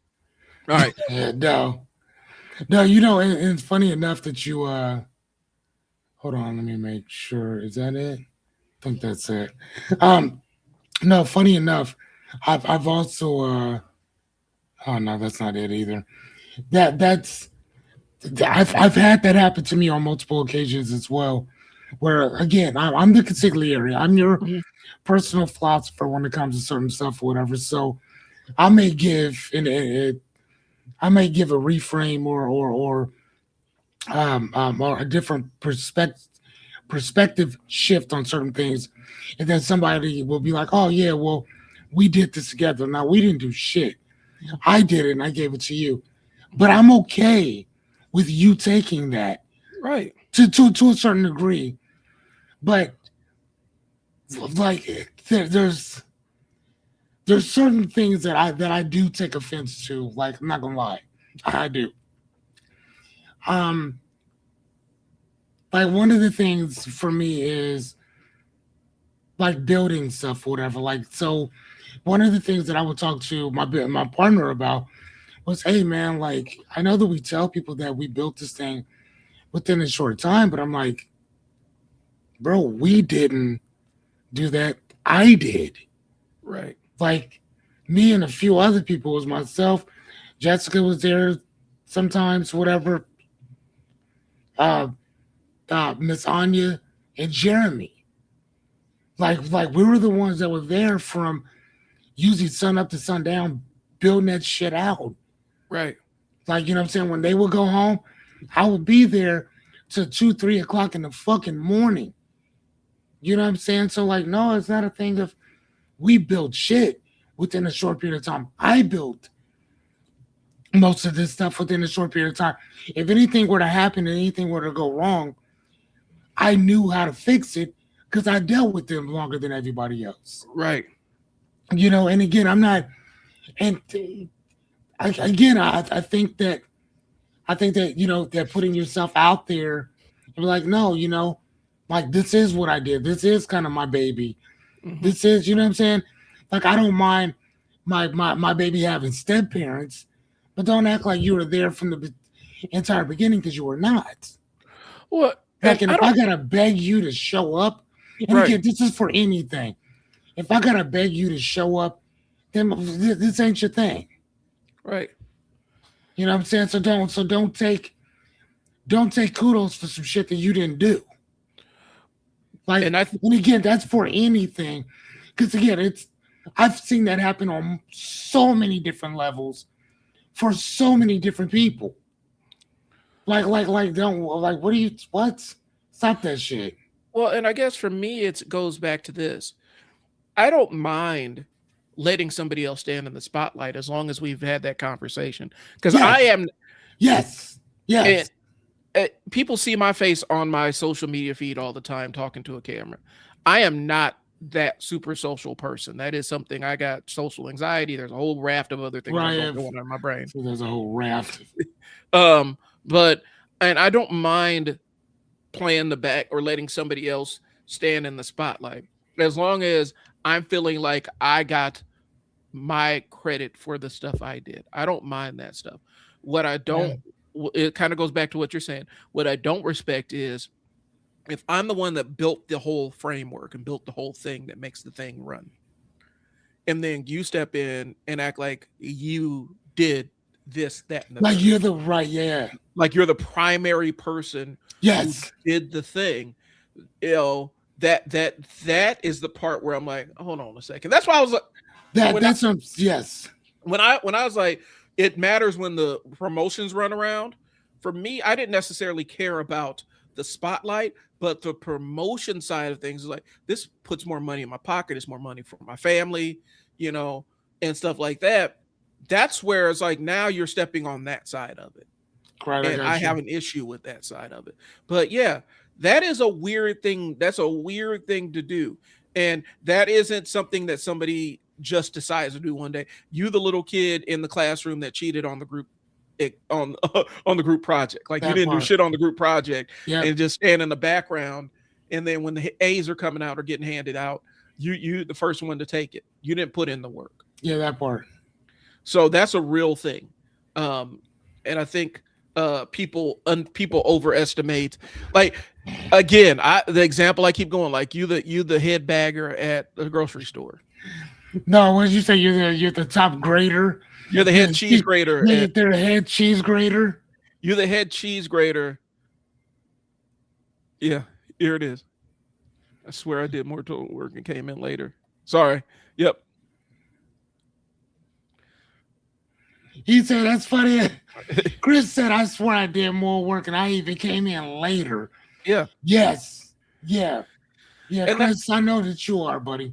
and that's what and that, it is one of those things where you the head, like if you're the head cheese grater and you having all these machinations on power and stuff, like you need to figure out how to get out of the head cheese grater role and maybe move up Yeah, to that part. front of the house or something like that, and then you could start climbing the ladder. But you on the bottom rung trying to play power games, all you're doing is alienating the people that could help you ascend. Yeah, yeah, yeah. Like I say, man, why shit? Why shit on your own company? Like Right. that's crazy. That's just me though. Okay, so let's go to the next one because this one, make others come to you. Oh, fuck If that. you want to see things kill success faster than anything else, you do these two things. Number one, let somebody else do the work for you, Yeah. and number two, make other people come to you. Make yourself chief problem solver. Make, You're going to have a nightmare. You're going to have a nightmare from hell. and here's the other thing: making people come to you. So the pro is establishes dominance and leverage. Okay, but the Mhm. con is that it can stall momentum if misused. It can stall momentum if misused, making other people come to you as opposed to you going to them. Yeah. This is, I guarantee you, ladies and gentlemen, I swear to fucking God, if you want to know what kills success faster than anything else, it's you making people come to you. Making the whole team depend on Making you. the whole everybody not only depend on you, but come to you for everything. Oh my God. That is the worst. That like in general, and there's so many different ways that you can take that in general, making people come to you to fix their problems. Like again, if that's your business, then perfect. Yes, please come to me. Let me do my job. But if you have a business, you do not want everybody coming to you, especially if you have employees that you pay to do a particular job. Yeah. With my people, I would tell them all the time, whatever you come up with, you are more than welcome. Please run it past me, but just run and do it or whatever. And the reason why I say please run it past me first is just to make sure that we're not breaking any laws. We're not doing something that hasn't already been done before. So Mhm. you're just like, I don't want you running around like a gerbil on a hamster wheel type thing or whatever. But I want to make sure that you're going to be successful when you jump off that cliff, Well, right? and if you're in that seat, like I used to tell my staff, if you can explain what your thought process is, I may not agree with the decision you made, but as long as I can see that there's a thought process happening, I'm pretty good with what you do. as long as it's not stupid. Like if there's a thought process, like if you have a way that you thought this out. Now, if you're just doing things, that's a problem. This making people come to you stuff is a fast way to breed dependency in your staff. And I've the story I give, and it's the one that sticks in my mind. One of my programs, we got a leak in the roof. We had a leak in the roof. Mhm. I'm off. Like this, my weekend. It's my weekend off. I was on call. I was off. There's a leak in the roof. Like 7 a.m. My phone is ringing. Hey, Brian, there's a leak in the roof. Okay. What do you want me to do about it?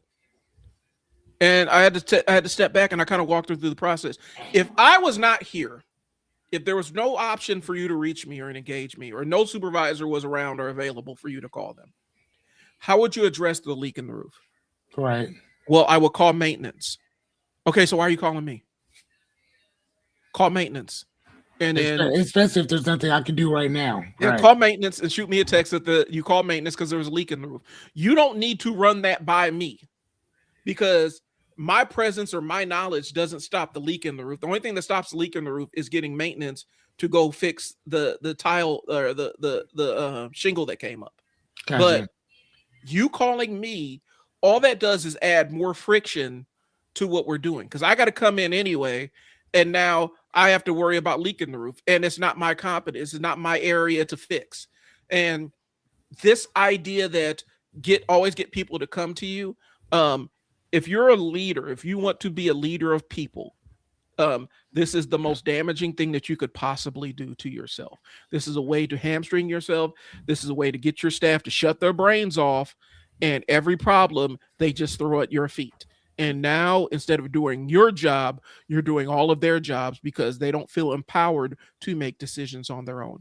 I don't think there's any pro to the. I don't think that there's in a leadership position, and we're talking about the 48 laws of power, and we're talking about the context of where this applies, which would apply in a leadership position, moving up the ladder, right?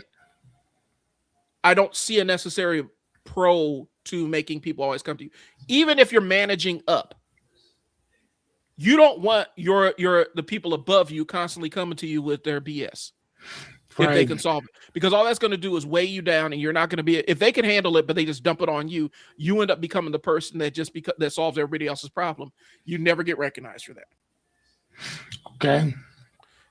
If you have kids, hell, if you have children, you know what I'm saying? If you have children, this is not a management way. You want them to come to you with stuff that you can actually help them with or provide guidance. If they can figure it out on their own without burning the house down or killing a small animal, let them have it. Yeah, I don't see a benefit in law. Sorry, go ahead. No, I mean, and actually, no, that's I 100% agree. But I'm also looking at that from a personal individual standpoint as well, which is making other people come to you. This is also one of the reasons why so many people fail, I think, in life, in their dreams or goals or aspirations, their to-do list for the most part, is because we're always expecting somebody else to come. We're always expecting, well, this is only going to work if you show up and help me, or this is only going to show up if you come to me to come help me, as opposed to put your hand up and say, hey, I need a little bit of help. Right. I just got an email from my son's teacher giving me all of this stuff for his math. And it's like, yeah, this is kind of what you got to do. But here's the problem. Problem is that my learning style is that I'm visual, number one. Number two, I'm visual, auditory, which means I have to hear it. And number three, kinesthetic, which means I have to do it. Yep. And then the fourth thing for me is that I have to teach it back to you. Now, once those gaps are filled, I'm good to go. You're only sending me information through one of my senses through my learning style. So that means that there's one, two, three other styles that I have that I cannot help. So I can't help my kid because you only gave me one. Right. Again, I know what my learning style is, right? And here's the other thing is that videos are one thing, but I have to be able to ask questions as we're going through this. So again, I need those gaps filled in. If you just send me the PDF of everything that needs to be done and explain an explanation, that's only one of my modalities. I need 3 to 4 more in order for me to understand. And once I understand, then I can help him understand. Right. Right now, I can't help him understand. So now I'm going to have to let her know, hey, thank you for this, but there's not much I can do about this because I don't know your material. You know what I'm Right. saying? So again, I'm putting my hand up and I'm not making her come to me. I'm willing to go to you because I have a problem. Right. And this issue isn't just about me, it's about my kid. How can I help my son if I don't understand it myself? Right. And if he's in your facility for 7 hours, again, I'm on that. If he's with you for 7 hours, how can you help him? Right. He's there for 7 hours. Give me the Like, supplementary work I can do on the back end to yes, augment what you're doing there. yeah, I can kind of walk him through some of this stuff, whatever. But dude, I'm just now going back to school next week after a 25-year hiatus. 25-year hiatus. Yeah. Man, I am so useless right now with math that my guidance success counselor at the college, because I have to take statistics. She said, first off, I've had more people fail this class than any other one. She said, I want you to get used to being in school first, and then we'll take this class later, like towards the end. I'm like, perfect. I know my style. I need you to show me everything first. And then from there, then we'll break everything down piece by piece and I'll be able to do it. But I'll only be able to do it once I can teach it to other people. Once I can teach it, I got it, no problem. You know what I'm Okay. saying? Once I can teach it, I got it, no problem. But if you're just showing it to me, that's only one of it. So again, sorry about that long That's all right. soapbox, but I wanted you guys to understand that with that, there's more than just being the leader of an industry. It's also being a leader of yourself when it comes to this. You know what I'm saying? So I think that there's more than just making people come to you. Because don't nobody have to come to you. Who the fuck are you that I need to come to you? Right. Oh, and You, here's the you thing. know? Go ahead. One of the best math teachers I've ever had. I'm just throwing this out there. Mr. Baltimore. He was at Metro years and years and years and years ago.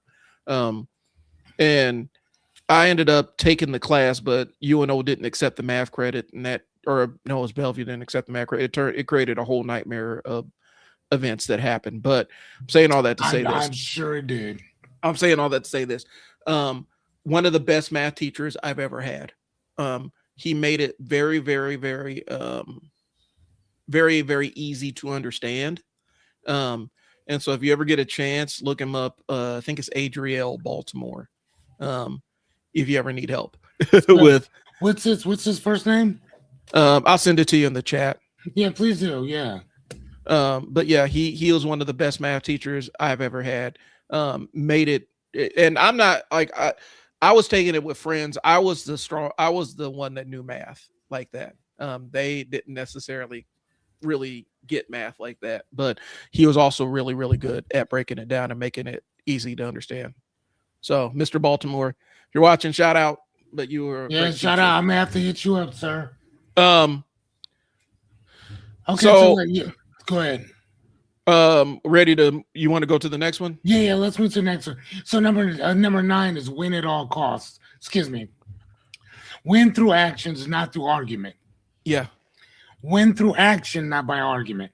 So the pro for this is results silence critics, which I 100% agree with. Hmm. The con is that it avoids healthy dialogue. Yeah. So win through actions, not through argument. Sometimes the thing that I love about philosophy is that it's an argumentative type of type of discourse that makes you dig deep. Yeah. Right? It's an argumentative discourse that makes you dig deep. Right. That makes you really have to stand on your shit. Right? Now, religion, on the other hand, is not really something I need to kind of stand on or whatever because it's really a thing of belief. Not Right. a thing of fact, it's just a thing of belief.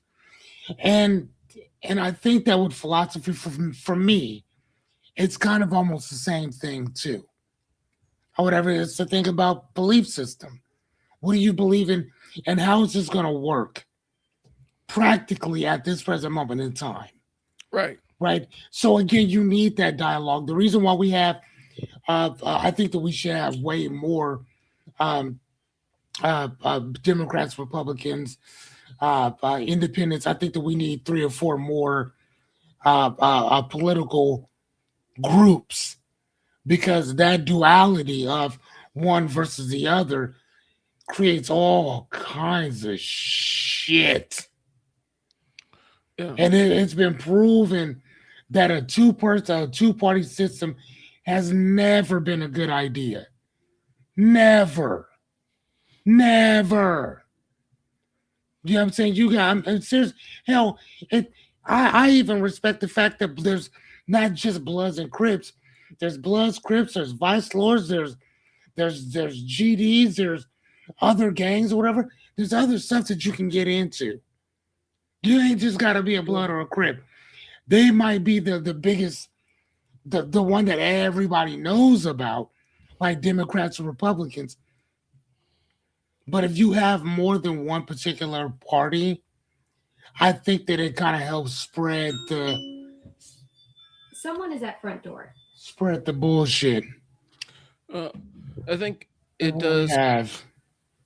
and I think there's a balance where it's the show don't tell kind of stuff. That's what they normally Yes. do. When you're a writer, when you write, that's kind of the thing. Or not even writer when you do video and like narrative film and stuff, it's show don't tell. Like where you're telling a story through your movie, through your art, you want to show people instead of telling them all this shit, right? I'll be But right back. okay, but the idea that again this enigmatic I am Batman kind of stuff. That only works up to a degree, and people don't trust it. Um, went through actions like I don't necessarily have a huge issue with this one precisely, um, except sometimes you do need to explain how and why you reached the end point that you did. It's kind of showing your work, right? And so I don't have a huge issue with this one. I don't think it's too damaging. Um, I don't think that there's a necessarily a benefit to have this back and forth back and forth, high energy argument with somebody where you can just show them that you're right. So I get it, it can short out healthy dialogue if this is the only way you ever do things.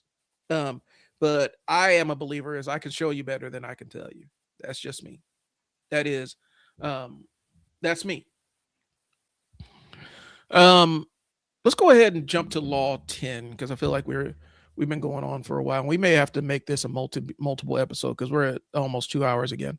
Um, law 10, avoid the unhappy and unlucky. Pro is emotional environments matter. The con is it lacks compassion for growth. Okay, I'm of two minds with this one. Um, I know people that will do that, avoid the unhappy and unlucky in their own friendships and own interpersonal like marriages and relationships with their kids. Like if the person that they're in a long-term relationship with is unhappy, instantly they're avoiding them in-house. um and sometimes it's giving somebody space, other times it's just you don't want to be bothered with, you don't want to be there to help navigate them through the harder things in their life. And so there's a balance. Again, you can damage your relationships doing this. Now there are people that are constantly in that um unhappy, unlucky, woe is me stuff, and that ends up becoming a narrative story for them, that ends up becoming their story. And at some point, you getting into their orbit, all they're going to do is draw your happiness and drain your happiness out of you. So there's a double-edged sword. This one is you do it with moderation. And I think one of the big things is, y'all, is understanding the difference between friends and associates. um you can give somebody a pep talk and boost them up, and that's nothing major. But if you're constantly having to be this person's emotional uh outlet or safety valve, um you are in a unsustainable way with them, you're in an unsustainable relationship with them. If you're constantly, if that's all you ever do is you're playing nursemaid to their feelings, that's not necessarily a beneficial kind of relationship. You end up becoming, it ends up one of those weird codependent relationships where all you do is you're basically their personal therapist. And that's not a position you want to be in. But if you have people that you value or you care about, avoiding them because they're in a bad mood or they're having a rough go is a fast way to alienate them. So you got to take this one with a grain of salt. And again, it's highly, highly, highly contextual. I think again, we have to draw the line between friends and associates and people that and just people that we know. Um, and so Sorry about that. I'm coming back in or yeah, we're whatever. on number Yeah, I didn't want the pirate. What are they called? The pirate people stealing yeah, my shit. we're on the number 10. And for me, it's a contextual thing to avoid the unhappy and unlucky. It really depends on what your relationship is with this person. If this is your child, that is not necessarily a good environment that you're raising them in. But at the same time, if you're always their emotional outlet valve and they never have any means to self-regulate or solve their own problems, you're giving them a crutch. Um, so I get what they're saying. I think in the context of the book, it was something to look, the context in the book was a little bit different, if I'm not mistaken, right? Uh, which for which one? Number 10, In the avoid the book, yeah. unlucky and unhappy. I mean, basically, it's more like energy and stuff. But yeah, it's it's. I mean, if you know that a duke or an earl has been getting his ass whooped on for however long, yeah, you want to try to avoid that dude as much as you possibly can, Yeah. or whatever. So, like, yeah, no, it is what it says. And Um, if they're but dragging you down, that's something different. Like if they're constantly dragging you down, that's something different. But then again, if it's your child, like if it's your teenage child or something and they need that emotional support, then you can't just say, "Oh, you're always miserable, so I don't want to be around you." I've seen parents do that. I've seen yeah, parents do that to kids, and that's not. that's crazy. Yeah, I don't think I've ever seen that. Well, maybe I have. I don't know. I mean, maybe if they get older or something, but as being children, like if my kid was walking around and he just kind of like, damn, like you want to try to do whatever you can to uplift him and to let him know, like, yeah, there's gonna be times like this where, man, everything's gonna fucking suck, dude. Yeah. Everything. And this is how we deal with it.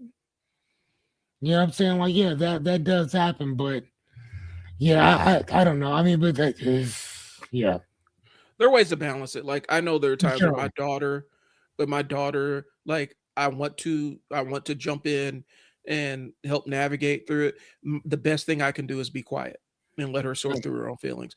And as a parent, you get the feeling for that. But if you're talking about random coworker that sits at the desk from you, then we're talking about a different context or a different frame of, Yeah, of for the sure. conversation. Um, But yeah, I'm on the fence with this one. Yeah. Number No, 11. Oh, yeah, go ahead. go ahead. Number 11. No, yeah. Go ahead. That feels like a duplication. So here's the thing. I think that so I think that a lot of these, and we can actually kind of see how they would kind of pop up like that. I think that next week what I like to do is I'm gonna use ChatGPT, and I think we're going to compile these into 12 things because I think that a lot of them kind of overlap each other. If you know what I mean. Yeah, I A gotta lot grab of my these, copy too. yeah, I think that a lot of these kind of overlap each other because one can go inside of the other, but it's the nuances of it. I think that basically make it the 48, Yeah, if you will. It's the nuances of it. I think there's some padding that went on. I'll be honest with you. I think there's some padding. 48 is an even number. It sounds like a powerful number. So it's 12 Yeah, that um Jordan Peterson came out with his first book, or technically no, that wasn't his first book. I think that was his third book, which was actually pretty good. I like that one. I didn't read anything else that he wrote because he's just it's kind of all not really my thing. he's kind of a head case at this point. Like I'll say it. He's kind of his public persona. He's an intelligent guy, but there's a lot of head case kind of shit that's going on with him. I've seen it his public thing, like some of his public crash outs. It's Yeah, I mean, and again, I don't. There's certain stuff with him that I totally understand, and there's certain things I'm just kind of like, eh. I mean, not just that though, but I think that if you align yourself mhm. with certain people, I think that there's certain things that are just gonna kind of rise up, and I personally don't want to be a part of that. I mean, you can do whatever you want Yeah. to do, but me personally, I'm gonna go ahead and back out on that one. You can be an expert in one domain and absolutely be an imbecile in another domain. And And I don't and think people understand that's that. right. That's what is that isn't that the Peter principle? No, the Peter Oh, principle is you get elevated to your level of incompetence. okay. So But yeah, it's a cognitive thing too. Like I gotta find it. You right know, there. Well, I mean, again, though, I mean, but what can't that still go yeah, that could into fit. that book? Because I think that can't fuck. I think that can't fit that because they're pulling you into something that you ain't got shit to do with. So they're thinking that you are because you're good in this area over here, you're gonna be amazing over here too. And that's not the case. Yeah, you can You're be just great over there. yeah, you can be a fantastic doctor and be a terrible lawyer. Or you could be great at both. Or you can be good at both. It just depends on what you know and what your scope of knowledge is. Yeah. It's the same tool, same set of skills, just applied differently. And so And I think that I think that with Jordan Peterson, because he's a philosopher as well.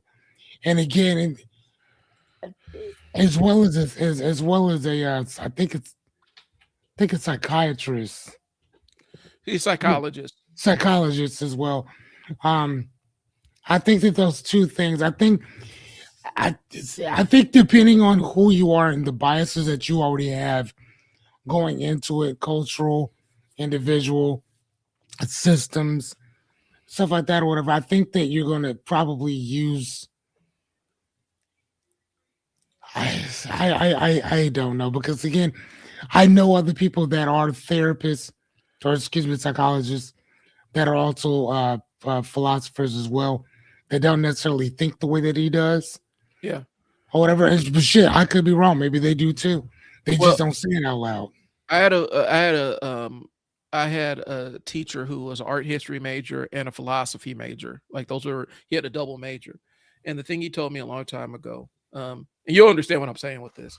He said this to our class, because it was like some kind of American standards class or whatever, where we Mhm. talked about politics and social things. And he basically looked at it, he's like, I need you guys to understand if I get rambling, he's like, too much psychology can make, or too much social, No, too much philosophy can make you dumb.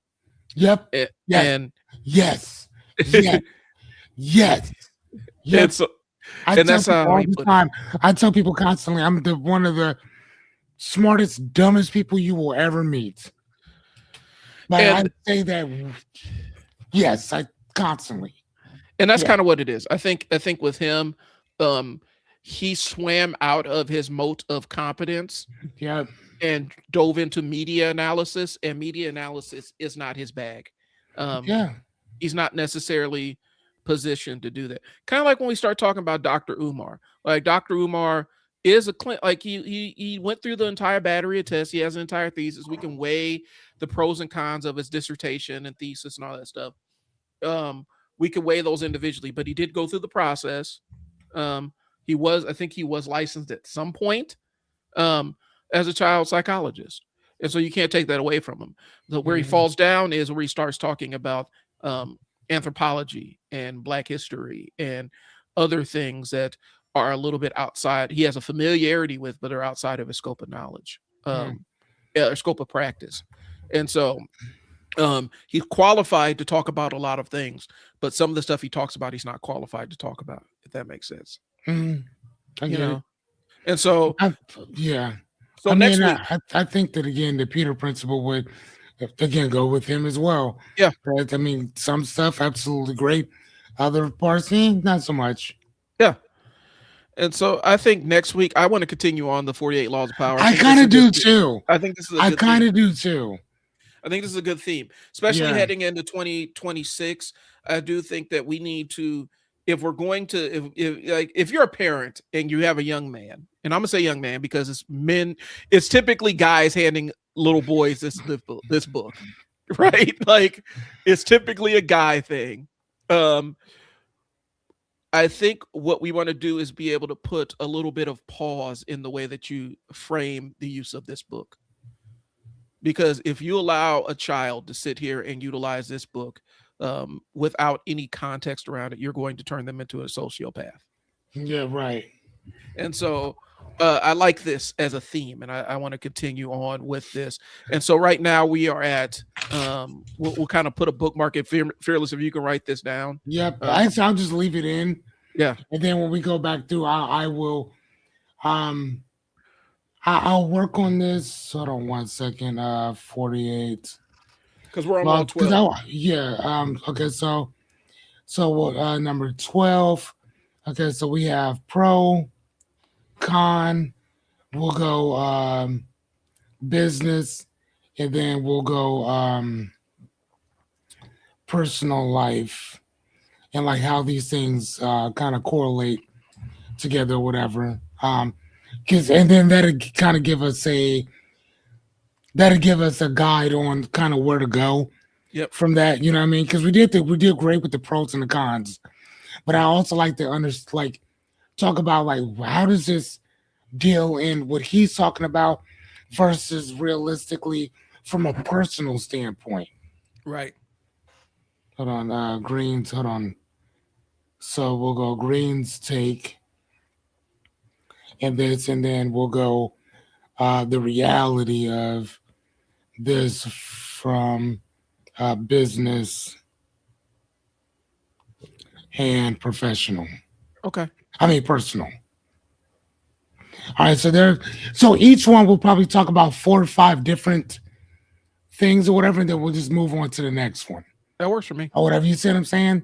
So then everything that we do will be like right in tune with everything else. Right. Whatever. So yeah. And if you guys want to jump in and tell us how we For how sure. we're wrong about it, that's fine too. But again, I think it just comes from I think we're missing nuance with it. And that's really the position we're taking. If you disagree, hop in the comments, let us know. Yeah, please do. I was kind of hoping for Liberty Switcher to come on here, but hold on one second, let me see. Yeah, but being that we're not talking about race or anything like that, I don't know. I don't think that they'll come on or whatever. So we might have to get political next time and Liberty Twitcher show up and hey, hold on, did you know about this? What? Whatever. Yeah. Liberty Twitcher, I'm just messing with you, man. And come on through, come mess with us. So that's what we got. I think my QR code has been kind of up there by default. I just happened to look up and see it. That's my stand store. That's where I have all my tools. My mission this year is to teach people how to record themselves and get you guys started recording yourself. Like that's what I'm planting my flag in the ground. I want you guys to remove all the barriers and actually get out there and get to the doing instead of the thinking. And so, Perfect. Can I ask you, may I ask you a question? yeah, Okay, so you know what? How many people? How many people would you like to work with this year? I You know got, what? Forget this year. yeah. We're 6 days into January. So how many people would you like to work with this month? This month, What's our I'm- objective? I want to get 15. But I also have some stuff I need to talk to you about off air about because I'm on a pathway to doing that. Okay. But yeah, I want to get 15 people. And basically, I mean, I have a free group where I can kind of give you quick overviews and stuff like that. But my paid group is where I give you hands-on support and really kind of encourage you and, talk about some technical stuff and things along those lines. So you'll see my school community up there. But I also got other tools to teach you guys how to do some copywriting, teach you guys, give you some stuff you can drop into your AI so you can get better results and stuff. But really, my entire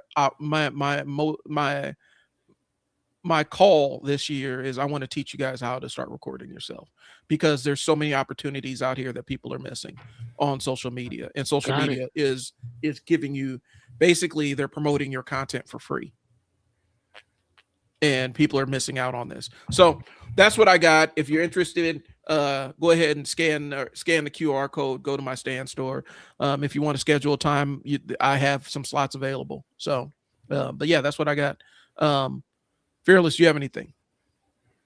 No, nope. This time I do not. All right, 2 hours and 11 minutes in, and we're going to be finishing. We're going to be continuing down the primrose path of the 48 laws of power next week. So we hope to see you next week. We'll talk to you later. This has been Trial and Error. Peace. Peace.